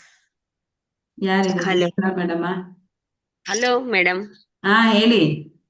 ನಮಸ್ಕಾರ ರೀ ಮೇಡಮ್. ನಾವು ಮಂಜುಳಮ್ಮ ರೀ. ಹಾ ಮಾತಾಡಿ ಮೇಡಮ್. ಸಿಕ್ತಾ ಲಿಂಕ್ ಇವತ್ತು? ಲಿಂಕ್ ಸಿಕ್ತ್ರಿ ಅಮ್ಮ, ಹಾ ವೆರಿ ಗುಡ್. ಹೇಳಿಕತ್ತೀನ್ರಿ. ಪರ್ಸನಲ್ ಆಗಿ ಮಾತಾಡ್ಬೋದ್ರಿ ಅಮ್ಮ ನಿಮ್ ಜೋಡಿ? ಪರ್ಸನಲ್ ಆಗಿ ಮಾತಾಡ್ಬೋದ್ರಾ? ಹಾ ಮಾತಾಡಿ. ಹೌದ್ರಾ? ಇಲ್ರಿ, ಅದು ದುಡ್ಡಿನ ಸಮಸ್ಯೆ ರೀ ಮೇಡಮ್. ಹ್ಮ್ ದುಡ್ಡು ರೀ. ಹ್ಮ್ ನಾನ್ ನಿಮಗೆ ಪರ್ಸನಲ್ ಆಗಿ ಮಾತಾಡ್ತೇನೆ, ಲೈನ್ನಲ್ಲಿ ಬೇಡ್ರಿ ಮೇಡಮ್. ಆಯ್ತಾಯ್ತು. ಅದನ್ನೇ ನಾನು ಹೇಳ್ತಾ ಇರೋದು, ಕೆಲವ್ರಿಗೆ ಗ್ರೂಪ್ ಅಲ್ಲಿ ಮಾಡಕ್ ಇಷ್ಟ ಇಲ್ಲ ಎನ್ನೋರು ಪರ್ಸನಲ್ ನಂಬಿಕೆನೆ ಹಾಕಿ ಅಂತ ಹೇಳ್ತಾ ಇದ್ದೀನಿ. ಹೌದ್ರಿ ಮೇಡಮ್, ಅದನ್ನೇ ಕೇಳ್ಕೊಂದಿನ್ರಿ. ಅದಕ್ಕೆ ನಾನ್ ಹೇಳಿದ್ರಾತಂತ ಲೈನಿಗೆ ಬಂದಿನ್ರಿ ಮೇಡಮ್. ಆಯ್ತಾಯ್ತು, ಒಳ್ಳೇದಾಗುತ್ತೆ. ನಂಬರ್ ನೀವ್ ಗ್ರೂಪ್ ಅಲ್ಲೇ ಇದೆ. ಹ್ಞೂನ್ರಿ ಅಮ್ಮ. ಹಾ ಸರಿ ಸರಿ ಅಮ್ಮ, ಆಯ್ತು. ಚೆನ್ನಾಗಿ ಬರ್ತೈತ್ರಿ ಕ್ಲಾಸ್, ಹ್ಮ್ ಚೆನ್ನಾಗಿ ಕೊಡ್ಲಿಕತ್ತೀರ. ಇದು ಏನೇ ಮಾತಾಡಿದ್ರಲ್ಲ, ಅದು ಒಂದು ನನ್ನ ಮನ್ಸಿಗೆ ಬಹಳ ಒಳ್ಳೇದಾತ್ರಿ ಅಮ್ಮ. ಆಯ್ತು. ಅದು ನಂಬರ್ ಬದ್ಲಿ ನಂಬರ್ ತಗೊಂಡ್ ಮೆಸೇಜ್ ಮಾಡ್ತಾರ ಅಂತ ಹೇಳ್ತಿರಲ್ರಿ ಮೇಡಮ್ ಅವರ, ಅದು ಒಳ್ಳೇದ್ರಿ. ಮಾಡ್ತಾ ಇದಾರೆ ಕೆಲವರು, ಅದಕ್ಕೆ ಗಮನ ಹೌದ್ರಿ ಮೇಡಮ್. ಮೇಲೂ ನಾನು ಹೇಳಲೇಬೇಕಲ್ವಾ. ಇಲ್ಲಿ ನನ್ನ ಹೌದ್ರಿ. ಲಾಭಕ್ಕಿಂತ ನಿಮ್ಮ ಕ್ಷೇಮ ನನಗೆ ಮುಖ್ಯ. ಹೌದ್ರಿ ಅಮ್ಮ. ಬಿಡು, ಹೇಳಿದ್ರೆ ಜನ ಹೊಟ್ಟೋಗ್ಬಿಡ್ತಾರಲ್ಲ ಗ್ರೂಪ್ ಇಂದ, ಗ್ರೂಪ್ ಸಂಖ್ಯೆ ಕಮ್ಮಿ ಆಗತ್ತೆ. ಆತರ ನಾನು ಯೋಚನೆ ಮಾಡಿದ್ರೆ ನಿಮ್ಗಳಿಗೆ ತೊಂದರೆ ಆಗತ್ತೆ. ಒಬ್ಬ ವ್ಯಕ್ತಿ 10 ಜನಕ್ಕೆ ತೊಂದರೆ ಕೊಡ್ತಾ ಇದ್ದಾನೆ ಅಂದ್ರೆ ಅವನ ಅವಶ್ಯಕತೆ ನಮ್ಗಿಲ್ಲ, ತೆಗೆದು ಬಿಸಾಕ್ತಾ ಇರೋದಷ್ಟೇ. ಹೌದ್ರಮ್ಮ. ಹ್ಮ್ ಹ್ಞೂನ್ರಿ. ಓಕೆ ಆಯ್ತು. ನಮಸ್ಕಾರ. ನಮಸ್ಕಾರ, ಒಳ್ಳೇದಾಗ್ಲಿ. ಹ್ಞೂನ್ರಿ ಅಮ್ಮ. ಎಲ್ಲರೂ ಹೋಮ್ವರ್ಕ್ ಮಾಡ್ತೀರಲ್ವಾ? ಲೋನ್ ಬರಿಬೇಕು, ಬ್ಯಾಂಕ್ ಹೆಸರು ಬರಿಬೇಕು, ಎಷ್ಟಿದೆ ಅಂತ ಬರಿಬೇಕು, ಅದಕ್ಕೆ ತಿಂಗಳಿಗೆ ಎಷ್ಟು ಕಟ್ತಾ ಇದ್ದೀವಿ ಅಂತ ಬರಿಬೇಕು. ಅವಾಗ ನಿಮ್ಗೆ ಒಂದು ತಿಂಗಳಿಗೆ ನೀವೆಷ್ಟು ದುಡಿಬೇಕು ಅಂತ ನಿಮ್ಗೆ ಅರ್ಥ ಆಗುತ್ತೆ. ಲೋನ್ ಕಟ್ತಾ ಇದ್ದೀನಿ, ಎಷ್ಟು ಕಟ್ತಿದ್ದೀನಿ ಗೊತ್ತಿಲ್ಲ, ಎಲ್ಲಿ ಕಟ್ತಿದ್ದೀನಿ ಗೊತ್ತಿಲ್ಲ. ಫಸ್ಟ್ ಆ ಲೆಕ್ಕನೇ ನಿಮ್ಗೆ ಸಿಕ್ಕಿಲ್ಲ ಅಂದ್ರೆ ತುಂಬಾ ಸಣ್ಣ ಸಣ್ಣವು ಕುತ್ತಿಗೆಗೆ ಬಂದಿರೋಂಥವು ಬೇಗ ನಾನು ಇದನ್ನ ತೀರಿಸ್ಬೋದು. ಇಂಟ್ರೆಸ್ಟ್ ರೇಟ್ ಜಾಸ್ತಿ ಇದೆ, ಇದನ್ನ ತೀರ್ಸೋದ್ರಿಂದ ನನಗೆ ತಿಂಗಳಲ್ಲಿ ಒಂದು 3,000 2,000 ಉಳಿಯುತ್ತೆ ಅನ್ನೋದಕ್ಕೆ ನೀವು ಪ್ಲಾನ್ ಮಾಡ್ಬೋದು. ಅವಾಗ ನಾನು ಯಾವ ಥರ ಪ್ಲಾನ್ ಮಾಡಬೇಕು, ಹೆಂಗ್ ಕಟ್ಟಬೇಕು ಅಂತ ಹೇಳ್ತೀನಿ. ನಿಮ್ಮ ಸಾಲ ನಾನು ತೀರ್ಸಲ್ಲ, ನೀವೇ ತೀರಿಸ್ಬೇಕು. ಹೇಗೆ ತೀರಿಸ್ಬೇಕು ಅಂತ ಐಡಿಯಾ ಅಷ್ಟೇ ನಾನು ಕೊಡೋದು. ಓಕೆನಾ? ಆಮೇಲೆ ಮೇಡಮ್ ಸಾಲ ಬರೆಯಕ್ಕೆ ಕೇಳವ್ರೆ, ಮೇಡಮ್ 20 ಲಕ್ಷ 50 ಲಕ್ಷ 30 ಲಕ್ಷ ಅಂತ ಬರ್ದ್ಬಿಟ್ಟು ಮೇಡಮ್ ಅಂತ ಕೊಟ್ರೆ ಹತ್ತತ್ರ ಒಂದು 5-6 ಕೋಟಿ ಆಗ್ಬಿಡುತ್ತೆ ಇಲ್ಲಿರೋದೇನೆ ಸಾಲ. ಪ್ರತಿಯೊಬ್ರು ತಲೆ ಮೇಲೂ ಸಾಲ ಇದೆ. 5-6 ಕೋಟಿ ತೀರ್ಸಕ್ ನಾನೆಲ್ಲಿ ಹೋಗ್ಲಿ? ತಮಾಷೆ ಮಾಡಿದ್ದು. ಅದನ್ನ ಹೇಗೆ ತೀರಿಸ್ಬೇಕು ಅಂತ ಪ್ಲಾನ್ ಮಾಡೋಣ. ಈಸಿಯಾಗಿ ಒತ್ತಡವಿಲ್ಲದೆ ತೀರಿಸುವಂತ ಮನಸ್ಥಿತಿಗೆ ಬರೋಣ. ಸೊ ಹಾಗಾಗಿ ಫಸ್ಟ್ ನೀವು ನಿಮ್ಮ ಸಾಲಗಳನ್ನ ಲಿಸ್ಟ್ ಮಾಡಿ ಬ್ಯಾಂಕ್ ನೇಮ್ ಒಂದ್ ಸೈಡ್ ಬರ್ಕೊಳ್ಳಿ. ಆ ಸಾಲಕ್ಕೆ ಎಷ್ಟು ಕಟ್ತಾ ಇದ್ದೀವಿ ತಿಂಗಳು. ಈಗ ಫಾರ್ ಎಕ್ಸಾಂಪಲ್ ಕೆನರಾ ಬ್ಯಾಂಕಿಗೆ 21,000, ಧರ್ಮಸ್ಥಳ ಸಂಘಕ್ಕೆ 5,000, ಇನ್ಯಾವುದೋ ಸಂಘಕ್ಕೆ 1,000, ಇನ್ಯಾವುದೋ ಸಂಘಕ್ಕೆ 2,000. ಕೆಲವೊಂದು ವಾರ ವಾರ ಕಟ್ಟೋದಿರುತ್ತೆ, ಕೆಲವು ಡೈಲಿ ಕಟ್ಟೋದಿರುತ್ತೆ. ಅದೆಲ್ಲ ಲೆಕ್ಕ ಹಾಕಿದಾಗ 1ನೇ ತಾರೀಕಿಂದ 31ನೇ ತಾರೀಕುವರೆಗೂ ನಿಮ್ಗೆ ಎಷ್ಟು ದುಡ್ಡು ಬೇಕು, 1 ಲಕ್ಷ ಬೇಕಾ, 80,000 ಬೇಕಾ, 90,000 ಬೇಕಾ, ಇದನ್ನ ಕ್ಯಾಲ್ಕುಲೇಟ್ ಮಾಡಿ. 21,000, 5,000, 2,000, 300, 500, 1,000 ಎಲ್ಲ ಟೋಟಲ್ ಮಾಡಿದಾಗ ಒಂದು ತಿಂಗಳಿಗೆ ನಿಮ್ಗೆ ಎಷ್ಟು ಬೇಕಾಗುತ್ತೆ, ಅಷ್ಟು ನೀವು ದುಡಿತಾ ಇದ್ದೀರಾ ಇಲ್ವಾ, ಅಷ್ಟು ಹೆಂಗ್ ಕಟ್ತೀರಾ, ಈ ತರ ಲಿಸ್ಟ್ ಮಾಡಿ ಪರ್ಸನಲ್ಗಾರು ಹಾಕಿ, ಗ್ರೂಪಿಗಾರು ಹಾಕಿ. ನಿಮ್ಮ ಅನಿಸಿಕೆ. ನನ್ನ ಸಾಲ ಎಲ್ರಿಗೂ ಗೊತ್ತಾಗ್ಲಿ, ಅವರು ನನಗೋಸ್ಕರ ಪ್ರೇ ಮಾಡ್ತಾರೆ, ನನ್ನ ಸಾಲ ಬೇಗ ತೀರ್ಸುತ್ತೆ ಅನ್ನೋರು ಗ್ರೂಪಿಗೆ ಹಾಕಿ. ಇಲ್ಲ ಅನ್ನೋರು ನಮಗೆ ಗ್ರೂಪಿಗೆ ಹಾಕಿಸ್ತಾ ಇದ್ರು, ನಾನು ಗ್ರೂಪಿಗೆ ಹಾಕ್ತಾ ಇದ್ದೆ. ಎಲ್ಲರೂ ಗ್ರೂಪಿಗೆ ಹಾಕೋರು. ನೀವು ಹಾಕಿ. ನಾನೊಬ್ಬನೇ ಸಾಲ ಮಾಡಿದ್ದೀನಿ, ಇನ್ಯಾರು ಮಾಡಿಲ್ಲ, ಆ ಭ್ರಮೆಲಿ ಇರಬೇಡಿ. ಹಲೋ, ನಿಮ್ಗಿಂತ ದೊಡ್ಡ ದೊಡ್ಡ ಸಾಲ ಮಾಡ್ಬಿಟ್ಟು ನಿಮ್ಗಿಂತ ಕಷ್ಟದಲ್ಲಿದ್ದಾರೆ, ತೋರಿಸ್ಕೊತಾ ಇಲ್ಲ ಅಷ್ಟೇ. ಹಂಗ್ ನೋಡ್ಕೊಂಡ್ರೆ ನೀವೇ ಲಕ್ಕಿ ಪರ್ಸನ್. ಓಕೆನಾ? ಸರಿ, ಈಗ ನೀರನ್ನ ಕುಡಿಯೋಣ. ಸಾಯಂಕಾಲ ಎಲ್ಲರೂ ಅಟೆಂಡ್ ಆಗಿ ಕ್ಲಾಸಿಗೆ. ಪ್ರತಿ ಹುಣ್ಣಿಮೆ ಅಮಾವಾಸ್ಯೆಯಲ್ಲಿ ಈ ರಿಚುವಲ್ಸ್ ನ ಮಾಡೋಣ ನಾವಿನ್ಮೇಲೆ. ಪ್ರತಿ ಹುಣ್ಣಿಮೆ ಮತ್ತೆ ಅಮಾವಾಸ್ಯೆಯಲ್ಲಿ ಈ ರಿಚುವಲ್ಸ್ ನ ಮಾಡೋಣ. ನೀರಿನ ಲೋಟ ತಗೊಳ್ಳಿ ಎಲ್ಲರೂ. ನಿಮ್ಗೆ ಏನೇನ್ ಬೇಕು ಎಲ್ಲ ನೀರಿಗೆ ಹೇಳಿ. ಅದೆಲ್ಲ ನಾನು ಚೆನ್ನಾಗಿದ್ದೀನಿ ಅಂತೇಳಿ. ಕೆಲವರಿಗೆ ಏನು ಹೇಳಕ್ಕೆ ಗೊತ್ತಾಗಲ್ಲ ಅಂದ್ರೆ ಗಾಯತ್ರಿ ಮಂತ್ರವನ್ನಾದ್ರೂ ಹೇಳಿ. ಪ್ರತಿ ಸರಿ ನೀರು ಕುಡಿಯುವಾಗೂ ಆದಷ್ಟು ದಿನದಲ್ಲಿ 2ರಿಂದ 3 ಸರಿ ಅಥವಾ 4 ಸರಿ ನೀರನ್ನ ಎನರ್ಜಿ ಮಾಡಿ ಕುಡೀರಿ. ನೀರಿಗೆ ಶಕ್ತಿ ಕೊಟ್ಟು ಕುಡೀರಿ. ಅವಾಗ ನಿಮ್ಮಲ್ಲಿರುವಂತ ಕೆಟ್ಟ ಆಲೋಚನೆಗಳು, ಕೆಟ್ಟ ಶಕ್ತಿಗಳು ಹೋಗುತ್ತೆ, ಒಳ್ಳೇದು ಬರಕ್ಕೆ ಜಾಗ ಸಿಗುತ್ತೆ. ಈಗ ಒಂದ್ ಸೀಟಲ್ಲಿ ಯಾರೋ ಒಬ್ರು ಕೂತ್ ಬಿಟ್ಟಿರ್ತಾರೆ ಆಲ್ರೆಡಿ, ಆಮೇಲೆ ನೀವು ಕೂತ್ಕೊಳಕ್ಕಾಗತ್ತಾ? ಅವ್ರ ಮೇಲೆ ಕೂತ್ಕೊಳಕ್ಕಾಗತ್ತಾ? ಅವ್ರ ಎದ್ದೋದ್ರೆ ತಾನೇ ಕೂತ್ಕೊಳಕ್ಕಾಗತ್ತೆ. ಅದೇ ತರ ಮನಸ್ಸಲ್ಲಿರುವಂತ ನೋವು, ಕಷ್ಟಗಳು ಹೊರಗಡೆ ತೆಗೆದಾಕ್ದಾಗ ಮಾತ್ರ ನಿಮ್ಗೆ ಹೊಸ ವಿಷಯಗಳನ್ನ ತುಂಬಕ್ಕಾಗೋದು. ಸೊ ಹಾಗಾಗಿ ಎಷ್ಟು ಸಾಧ್ಯವೋ ಅಷ್ಟು ನೀರು, ನೀವು ಮನೇಲಿ ಇರ್ತೀರಾ, ಫ್ರೀ ಆಗಿರ್ತೀರಾ ಅಂದ್ರೆ ನೀರನ್ನ ಎನರ್ಜಿ ಮಾಡಿ ಕುಡೀರಿ. ಅಂದ್ರೆ ಈಗ ನಾವು ಮಾಡ್ತೀವಲ್ಲ ಅದನ್ನ ಮಾಡಿ. ಎಡಗೈಯಲ್ಲಿ ಲೋಟನ ಇಟ್ಕೊಳ್ಳಿ. ಕೆಳಗಡೆ ಲೋಟದ ತಳ ಎಡಗೈಯಲ್ಲಿರ್ಲಿ, ಬಲಗೈ ಮೇಲಿಂದ ಮುಚ್ಚಿ. ಓಂ ಭೂರ್ಭುವಸ್ವಃ ತತ್ಸವಿತುರ್ವರೆಣ್ಯಂ ಭರ್ಗೋ ದೇವಸ್ಯ ಧೀಮಹಿ ಧಿಯೋ ಯೋ ನ ಪ್ರಚೋದಯಾತ್. ಓಂ ಭೂರ್ಭುವಸ್ವಃ ತತ್ಸವಿತುರ್ವರೆಣ್ಯಂ ಭರ್ಗೋ ದೇವಸ್ಯ ಧೀಮಹಿ ಧಿಯೋ ಯೋ ನ ಪ್ರಚೋದಯಾತ್. ಓಂ ಭೂರ್ಭುವಸ್ವಃ ತತ್ಸವಿತುರ್ವರೆಣ್ಯಂ ಭರ್ಗೋ ದೇವಸ್ಯ ಧೀಮಹಿ ಧಿಯೋ ಯೋ ನ ಪ್ರಚೋದಯಾತ್. ಇಷ್ಟೇಳಿ ಕುಡೀರಿ. ಇಷ್ಟ ಹೇಳಿದ್ರು ಎನರ್ಜಿ ಆಗುತ್ತೆ, ನೀರಿಗೊಂದು ಶಕ್ತಿ ಬಂದಿರುತ್ತೆ, ಆ ವೈಬ್ರೇಟ್ ಬಂದಿರುತ್ತೆ. ಇದ್ರ ಮೇಲೆ ಇನ್ನೂ ಜಾಸ್ತಿ ಹೇಳ್ಬೇಕು ಅಂದ್ರೆ, ಪಂಚಭೂತಗಳಲ್ಲಿ ಒಂದಾದ ಜಲವೇ, ನೀನು ನನ್ನ ಪ್ರಾಣ ಶಕ್ತಿಯನ್ನು ಹೆಚ್ಚಿಸಿದ್ದೀಯ, ಜೀವಕೋಶಗಳಿಗೆ ಶಕ್ತಿ ತುಂಬಿದ್ದೀಯ, ಎಲ್ಲಾ ಕೆಲಸಗಳನ್ನು ಆರಾಮಾಗಿ ಮಾಡಲು ಅವಕಾಶ ಮಾಡಿದ್ದೀಯ. ನಿನ್ನಿಂದ ನಾನು ಪರಿಪೂರ್ಣನಾಗಿದ್ದೇನೆ. ಎಲ್ಲ ನೋವನ್ನು ಹೋಗಲಾಡಿಸುವ ಶಕ್ತಿ ನಿನಗಿದೆ. ನನ್ನ ಮನಸ್ಸಿನಲ್ಲಿರುವಂತ, ಮೈಯಲ್ಲಿರುವಂತ ನೋವನ್ನು ನೀನು ನಿರ್ಮೂಲನೆ ಮಾಡಿದ್ದೀಯ. ಹೊಸ ಹೊಸ ವಿಷಯಗಳನ್ನು, ವ್ಯಕ್ತಿಗಳನ್ನು ಕಲಿಯಲು ನನಗೆ ಅವಕಾಶ ಮಾಡಿದ್ದೀಯ. I am rich, I am rich, I am rich. I am healthy, I am healthy, I am healthy, I am wealthy, I am wealthy, I am wealthy. I am so beautiful, I am so beautiful, I am so beautiful.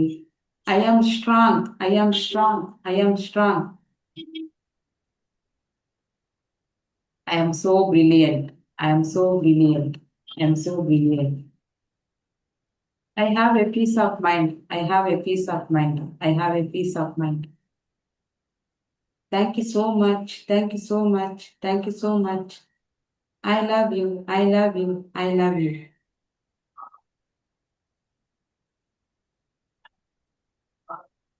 ಕುಡೀರಿ ನೀರನ್ನು. ನಿಮ್ಗೆ ಏನ್ ಇಷ್ಟನೋ ಅದನ್ನೆಲ್ಲ ಹೇಳ್ಬೋದು. ಅದೆಲ್ಲ ಕೊಡುತ್ತೆ ನೀರು ನಿಮ್ಗೆ.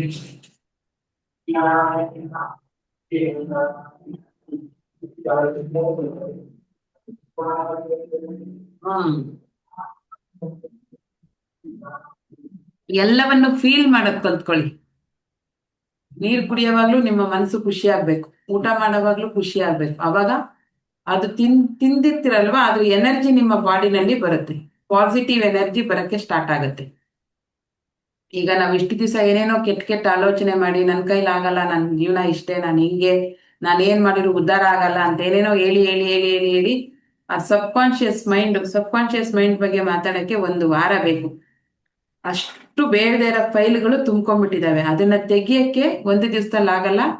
ದಿವಸ ಒಂದೊಂದೇ ತೆಗಿತಾ ನೀವು ಫ್ರೆಶ್ ಆಗ್ಬೇಕು. ಸೊ ಹಾಗಾಗಿ ಟೈಮ್ ತಗೊಳುತ್ತೆ. ಪವಾಡ ಅಂತೂ ನಾನು ಮಾಡಕ್ಕಾಗಲ್ಲ. ಪವಾಡ ಮಾಡುವಂತ ಮನಸ್ಥಿತಿಯನ್ನ ಚೇಂಜ್ ಮಾಡ್ಬೋದಷ್ಟೇ. ಮೇಡಮ್ ಏನೋ ಕ್ಲಾಸ್ ಸ್ಟಾರ್ಟ್ ಮಾಡವ್ರೆ, ಇವತ್ತೊಂದ್ ದಿವಸ ಓಂ ಅಂದ್ಬಿಟ್ರೆ ನಾಳೆ ಸರಿ ಹೋಗ್ಬಿಡ್ತೀನಿ, ಖಂಡಿತ ಸರಿ ಹೋಗಲ್ಲ. ಹಾಳಾಗಕ್ಕೆ ಎಷ್ಟು ಟೈಮ್ ತಗೊಂಡಿದ್ಯೋ ಸರಿ ಹೋಗಕ್ಕೆ ಅದ್ರ 2ರಷ್ಟು ಟೈಮ್ ತಗೊಳುತ್ತೆ. ಅದು ನಮ್ಮ ಫೋಕಸ್ ಮೇಲೆ ಹೋಗುತ್ತೆ. ನಾವೆಷ್ಟು ಬೇಗ ನಮ್ಮ ಸಮಸ್ಯೆಗಳನ್ನ ಸರಿ ಮಾಡ್ಕೊಳ್ಳಕ್ಕೆ ನಾವು ಫೋಕಸ್ ಮಾಡ್ತೀವಿ. ಚಿಂತನೆ ಮಾಡಿ ಅಂತ ಹೇಳಿದ್ದೆ ಮೊನ್ನೆ ಒಂದ್ ದಿವಸ. ಚಿಂತೆ ಮಾಡಬೇಡಿ, ಅದರಿಂದ ಹೊರಗೆ ಹೇಗ್ ಬರೋದು ಅಂತ ಚಿಂತನೆ ಮಾಡಿ ಅಂತ. ಆ ಚಿಂತನೆ ಮಾಡಕ್ಕೆ ಅವಕಾಶ ಸಿಗುತ್ತೆ ಇಲ್ಲಿ. ಸೊ ಹಾಗಾಗಿ ಸ್ವಚ್ಛ ಮನಸ್ಸಿಂದ, ದೃಢ ಮನಸ್ಸಿಂದ, ಸ್ಟ್ರಾಂಗ್ ಆಗಿ ನೀವು ನನ್ನ ಜೊತೆ ನಿಂತ್ರೆ ಸಮಸ್ಯೆಗಳು ಬೇಗ ಪರಿಹಾರ ಆಗುತ್ತೆ. ಒಂದು ಖುಷಿಯಾದ ಜೀವನವನ್ನ ನಾವು ಮಾಡಬಹುದು. ನೀರು ಕುಡ್ದಾಯ್ತಲ್ವಾ? ಎಲ್ಲರೂ ಮಯೂರ್ಮ ಮಾಡೋಣ. ಇವತ್ತು ತುಂಬಾ ಮಾತಾಡಿದ್ದೀನಿ, 1 ಗಂಟೆ ಆಗೋಯ್ತು. ಮಾತು ಜಾಸ್ತಿ ಆಯ್ತೀಯ ಮುಂದೆ. ಮೇಡಮ್ ನಿಮ್ದು ಮಾತು ಜಾಸ್ತಿ ಆಯ್ತು, ಬೋರ್ ಆಗ್ತಾ ಇದೆ, ಸೆಷನ್ ಎಂಡ್ ಮಾಡಿ ಅಂತ ಯಾರಿಗಾರು ಅನಿಸ್ತಾ ಇದೆಯಾ? ಮಾಡೋಣ ಈಗ. ಯಾರು ಏನು ಹೇಳ್ತಾ ಇಲ್ಲ, ಬಹುಶಃ ಹಂಗೆ ಅನ್ನಿಸ್ತಿರ್ಬೇಕು ಎಲ್ರಿಗೂ ಈಗ. ಇಲ್ಲ.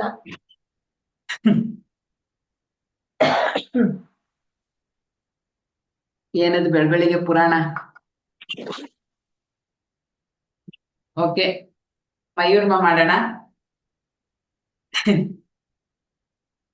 ಚಂದ್ರು ಸರ್ ಕಂಟಿನ್ಯೂ ಮಾಡಿ ಅಂತಿದ್ದಾರೆ. ಏನು ಸರ್ ಕಂಟಿನ್ಯೂ ಮಾಡ್ಬೇಕು? ಕತೆ ಪುರಾಣ?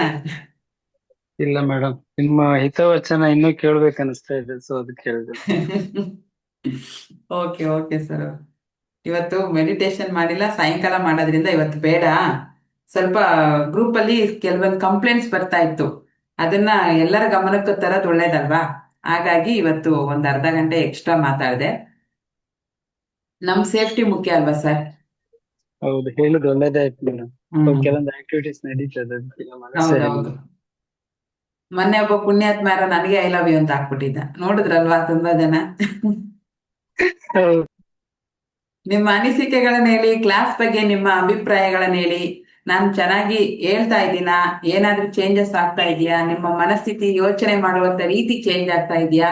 ಸಮಸ್ಯೆಗಳನ್ನ ನೀವು ಇಷ್ಟ ದಿವಸ ನೋಡ್ತಾ ಇದ್ದಿದ್ದಕ್ಕೂ ಇವಾಗ ನೋಡ್ತಾ ಇರೋದಕ್ಕೂ ಏನ್ ವ್ಯತ್ಯಾಸ ಆಗ್ತಾ ಇದೆ? ಅದನ್ನ ನಿಮ್ಮ ಅನಿಸಿಕೆಯನ್ನ ನೀವ್ ಹಾಕ್ದಾಗ ಯಾರೋ 3ನೇ ವ್ಯಕ್ತಿ ಒಬ್ರು ಗೊತ್ತಿರಲ್ಲ ಅವ್ರಿಗೆ ಪಾಪ ಏನ್ ನಡೀತಾ ಇದೆ ಈ ಗ್ರೂಪ್ ಅಲ್ಲಿ ಅಂತ, ನೀವ್ ಹಾಕುವಂತ ಮೆಸೇಜ್ ನ ನೋಡಿ ಪಾಸಿಟಿವ್ ಆಗಿ, ಓ ಇಲ್ಲೇನೋ ಒಳ್ಳೇದಾಗ್ತಾ ಇದೆ, ತುಂಬಾ ಜನ ಚೆನ್ನಾಗಿದೆ, ಒಳ್ಳೇದಾಗ್ತಿದೆ ನನಗೆ ಅಂತ ಆಗ್ತಾ ಇದಾರಲ್ಲ, ನನಗೂ ಒಳ್ಳೇದಾಗಬಹುದು ಅಂತ ಅವರು ಕೂಡ ಜಾಯಿನ್ ಆಗಕ್ಕೆ ಟ್ರೈ ಮಾಡ್ಲಿ ಅಂತ ನಾನು ನಿಮ್ಮ ಅನಿಸಿಕೆಗಳನ್ನ ಹಾಕಕ್ಕೆ 1 hour ವಿಂಡೋ ಚಾಟ್ ಓಪನ್ ಇರೋದು ನಾನು. ಅಲ್ಲಿ ನೀವು ತುಂಬಾ ಚೆನ್ನಾಗಿ ಕಾಣಿಸ್ತಾ ಇದೀಯಾ, ತುಂಬಾ ಚೆನ್ನಾಗಿದೀಯಾ, ಹಂಗಿದೀಯಾ, ಹಿಂಗಿದೀಯಾ, I love you, I hate you ಅಂತೆಲ್ಲ ಹಾಕಿದ್ರೆ ಅದು ನನ್ನ ಪರ್ಸನಲ್ ನಂಬರ್ಗೆ. ಗ್ರೂಪಲ್ಲಿ ಹಂಗೆ ಹಾಕಿದ್ರೆ ನಾನು ಒಬ್ಳು ಹೆಣ್ಮಗಳು, ಹಾ, ನಮ್ಮ ಮನೆಯಲ್ಲಿ ತುಂಬಾ ಬ್ರಾಡ್ ಥಿಂಕ್ ಮಾಡ್ತಾರೆ, ಬಿಡು ಅವ್ನು ಯಾರ ತಲೆ ಕೆಟ್ಟವನ್ ಹಾಕಿದಾನೆ, ಹೋಗ್ಲಿ ಬಿಡು ಅನ್ನೋ ಅಷ್ಟು ಲೆವೆಲ್ಗೆ ನಮ್ಮ ಮನೇಲಿ ಎಜುಕೇಟೆಡ್ ಇದ್ದಾರೆ, ತುಂಬಾ ಉನ್ನತ ಮಟ್ಟದಲ್ಲಿ ಯೋಚನೆ ಮಾಡ್ತಾರೆ. ಅದೇ ಯಾರಾದ್ರೂ ಅನುಮಾನ ಪಡುವಂತ ವ್ಯಕ್ತಿ ಇದ್ದಿದ್ದಿದೆ ನನ್ನ ಪರಿಸ್ಥಿತಿ ಏನಾಗ್ತಾ ಇತ್ತು? ನೀನೇನು ಪಾಠ ಹೇಳ್ಕೊಡಕ್ಕೆ ಗ್ರೂಪ್ ಮಾಡಿದ್ಯಾ ಅಥವಾ ಬೇರೆಯವರೆಲ್ಲ ನಿನಗೆ ಐ ಲವ್ ಯು ಅಂತ ಹೇಳಕ್ಕೆ ಎಲ್ಲ ಇದ್ ಮಾಡ್ತಿದ್ದಾರೆ ಅದಕ್ಕೆ ಮಾಡಿದ್ಯಾ ಗ್ರೂಪ್ ಅಂತ ನನ್ನನ್ನು ಕ್ವಶನ್ ಮಾಡಲ್ವಾ ನಮ್ಮನೇಲಿ? ಅಷ್ಟು ಬುದ್ಧಿ ಇಲ್ಲ ಜನಗಳಿಗೆ ನೋಡಿ. ನಾನು ಅದಕ್ಕೆ ಅವ್ರಿಗೆ ಪರ್ಸನಲ್ ಆಗಿ ಆಯ್ತು ಅಣ್ಣ, ನಾನು ಕೂಡ ನಿನ್ನನ್ನ ಪ್ರೀತಿಸ್ತೀನಿ, ನಿನ್ನ ಪುಟ್ಟ ತಂಗಿಯಾಗಿ ಅಂತೇಳಿ ಮೆಸೇಜ್ ಹಾಕಿದ್ದೀನಿ. ಅವತ್ತಿಂದ ಪುಣ್ಯಾತ್ಮ ಕಾಣಿಸ್ತಾ ಇಲ್ಲ ಗ್ರೂಪಲ್ಲಿ. ನೋಡಿ ಹೆಣ್ಮಕ್ಳು, ನೀವು ಏನಂತಾರೆ ವೀಕ್ ಆಗ್ಬೇಡಿ. ಇಂಥ ಸಮಯಗಳು, ಇಂಥ ಸಂದರ್ಭಗಳು, ಸನ್ನಿವೇಶಗಳು ಎಲ್ಲರ ಜೀವನದಲ್ಲೂ ಬಂದಿರ್ತವೆ. ಸ್ಪೆಷಲಿ ಹೆಣ್ಮಕ್ಳು ಇಂಥ ವಿಷಯಗಳನ್ನ ಫೇಸ್ ಮಾಡೇ ಮಾಡಿರ್ತೀರಾ. ಇದನ್ನೆಲ್ಲ ಸೈಡಿಗೆ ಬಿಸಾಕಿ ನೀವು ಉದ್ಧಾರ ಆಗೋದನ್ನ ನೋಡಿ. ಯಾರೋ ಆ ಥರ ಮೆಸೇಜ್ ಹಾಕ್ಬಿಟ್ರು, ಯಾರೋ ಆ ಥರ ಮಾತಾಡ್ಬಿಟ್ರು ಅಂತ ನಿಮ್ಮ ಸಾಧನೆಯನ್ನ ಅರ್ಧಕ್ಕೆ ಬಿಡಬೇಡಿ. ಇವನ್ನೆಲ್ಲ ಮೀರಿ ಹೋದಾಗ್ಲೇನೆ ನೀವು ನಾಳೆ ಒಂದು ಸನ್ಮಾನ ಮಾಡ್ಕೊಳಕ್ಕಾಗತ್ತೆ. ಯಾವುದೇ ಒಂದು ಕ್ಷೇತ್ರದಲ್ಲಿ ನೀವು ಇರ್ಬೋದು. ಆ ಕ್ಷೇತ್ರದಲ್ಲಿ ನೀವು ಒಂದು ಸಾಧನೆ ಮಾಡಬೇಕು, 4 ಜನ ನಿಮ್ಮನ್ನ ಗುರುತಿಸ್ಬೇಕು ಅಂದಾಗ ಈ ತರ ಕಾಂಜಿ ಪೀಂಜಿಗಳು ಹೆಜ್ಜೆಜ್ಜೆಗೂ ಬರ್ತಾ ಇರ್ತಾರೆ. ಅವ್ರನ್ನೇನ್ ಮಾಡ್ಬೇಕು? ತುಳಿದ್ ಬಿಸಾಕಿ ಮಹಿಷಾಸುರ ಮರ್ದಿನಿ ಮಾಡ್ತಾಳಲ್ಲ ಹಂಗೆ ಅವ್ರನ್ನ ಮಾಡ್ಕೊಂಡು ಹೋಗ್ತಾ ಇರ್ಬೇಕು. ಹೆಣ್ಮಕ್ಳಿಗೆ ಅದೆಲ್ಲ ಶಕ್ತಿನೂ ಇದೆ. ವೀಕ್ ಆಗ್ಬೇಡಿ ಯಾವತ್ತೂ. ನೀವೀಗೇನೋ ದುಡಿಬೇಕು ಅಂತ ಹೊರಗಡೆ ಹೊರಟಿದ್ದೀರಾ ಅಂದ್ರೆ ಇಂಥವು ಹೆಜ್ಜೆಜ್ಜೆಗೂ ಬರ್ತವೆ. ನಾನು ಫೇಸ್ ಮಾಡಿದ್ದೀನಿ. ತುಂಬಾ ಜನ ನನಗೂ ಹರ್ಟ್ ಮಾಡಿದ್ದಾರೆ. ಹಂಗಂತ ಕೂತ್ಕೊಂಡ್ರೆ ಆಗಲ್ಲ, ಅಲ್ಲೇ ಇರ್ತೀವಿ. ಅವ್ರನ್ನ ಇದೊಂದು ಚಾಲೆಂಜ್, ಇದೊಂದು ಟಾಸ್ಕ್ ಅಂತ ಚಿಟ್ಕಿ ಹೊಡೆಯೋ ತರ ಹೊಡೆದು ನಮ್ಮ ಕೈ ಮೇಲೆ ಕೂದಲನ್ನ ತೆಗ್ದಿಂಗೆ ಅಂತ ಊದ್ತೀವಲ್ಲ, ಹಂಗೆ ಊದಿ ಹೋಗ್ತಾ ಇರ್ಬೇಕು. ಅವಾಗಷ್ಟೇ ನೀವು ನಾಳೆ 4 ಜನಕ್ಕೆ ಪರಿಚಯ ಆಗ್ತೀರಾ. ಸಹಜ, ಒಂದು ವಯಸ್ಸಿಗೆ ಬಂದಿರೋ ಹೆಣ್ಮಗಳು ಇದ್ದಾಳೆ ಅಂದ್ರೆ ಅವಳಿಗೆ ತುಂಬಾ ಸಹಜ ಈ ತರ ಪ್ರತಿದಿನ ಒಂದು ಕಾಲೇಜ್ಗೆ ಹೋಗ್ತಿದ್ದಾಳೆ ಅಂದ್ರೆ ಪ್ರತಿದಿನ ಸ್ಕೂಲ್ಗಳಲ್ಲಿ ಫ್ರೆಂಡ್ಸ್ ಹತ್ರನೋ, ಕೆಲವು ಈಗಂತೂ ಟೀಚರ್ಸ್ ಕೂಡ ಮಿಸ್ಬಿಹೇವ್ ಮಾಡಕ್ಕೆ ಸ್ಟಾರ್ಟ್ ಮಾಡಿದ್ದಾರೆ. ಮನೇಲಿ ರಿಲೇಟಿವ್ಸ್ ಕೂಡ ಮಿಸ್ಬಿಹೇವ್ ಮಾಡಕ್ ಸ್ಟಾರ್ಟ್ ಮಾಡಿದ್ದಾರೆ.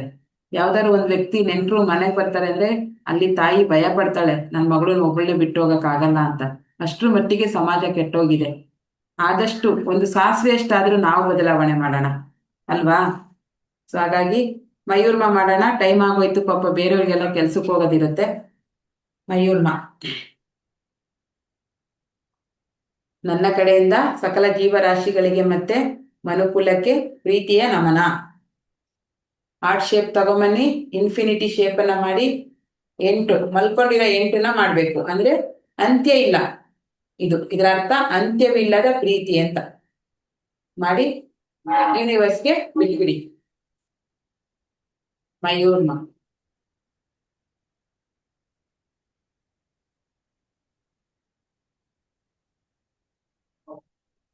ಎಷ್ಟು ದೊಡ್ಡದಾಗುತ್ತೋ ಅಷ್ಟು ದೊಡ್ಡ ಹೃದಯನ ಮಾಡಿ. ಮಯೂರ್ಮ. ನನ್ನ ಕಡೆಯಿಂದ ನೀವು ಮಾಡ್ತಿರ್ತಕ್ಕಂಥ ಎಲ್ಲಾ ಕೆಲಸಗಳಿಗೂ ತಥಾಸ್ತು. ನಿಮ್ಮ ಆಶೀರ್ವಾದ ನನಗಿರಲಿ. ನಿಮ್ಮ ಕಡೆಯಿಂದ ನಾನು ಮಾಡುವ ಎಲ್ಲ ಒಳ್ಳೆ ಕೆಲಸಗಳಿಗೆ ತಥಾಸ್ತು ಅನ್ನ ಕೇಳ್ತಾ ಇದ್ದೀನಿ. ತಥಾಸ್ತು ಹಾಕಿ. ಎಲ್ಲರ ದಿನ ಇವತ್ತು ಶುಭಕರವಾಗಿರಲಿ. ಶುಭಕರವಾಗಿದೆ. ಎಲ್ಲರ ದಿನ ಇವತ್ತು ತುಂಬಾ ಚೆನ್ನಾಗಿದೆ. ಖುಷಿಯಾಗಿದ್ದೀರಾ, ಸಂತೋಷವಾಗಿದ್ದೀರಾ, ಮನಸ್ಸಿನ ನೆಮ್ಮದಿಯನ್ನ ಕಂಡ್ಕೊಂಡಿದ್ದೀರಾ. Thank you. Bye so much. Take care. Thank you. ತಥಾಸ್ತು. ತಥಾಸ್ತು. ಎಲ್ಲರೂ ತಥಾಸ್ತು ಹೇಳಿ. ಎಲ್ಲರಿಗೂ ತಥಾಸ್ತು. ಎಲ್ರಿಗೂ ತಥಾಸ್ತು. ಓಕೆ. Thank you. ಸೆಷನ್ ಅನ್ನ ಎಂಡ್ ಮಾಡೋಣ. ಇವತ್ತು ತುಂಬಾ ಟೈಮ್ ಆಗೋಯ್ತು. Bye bye. Take care. Thank you. Bye bye. Bye bye.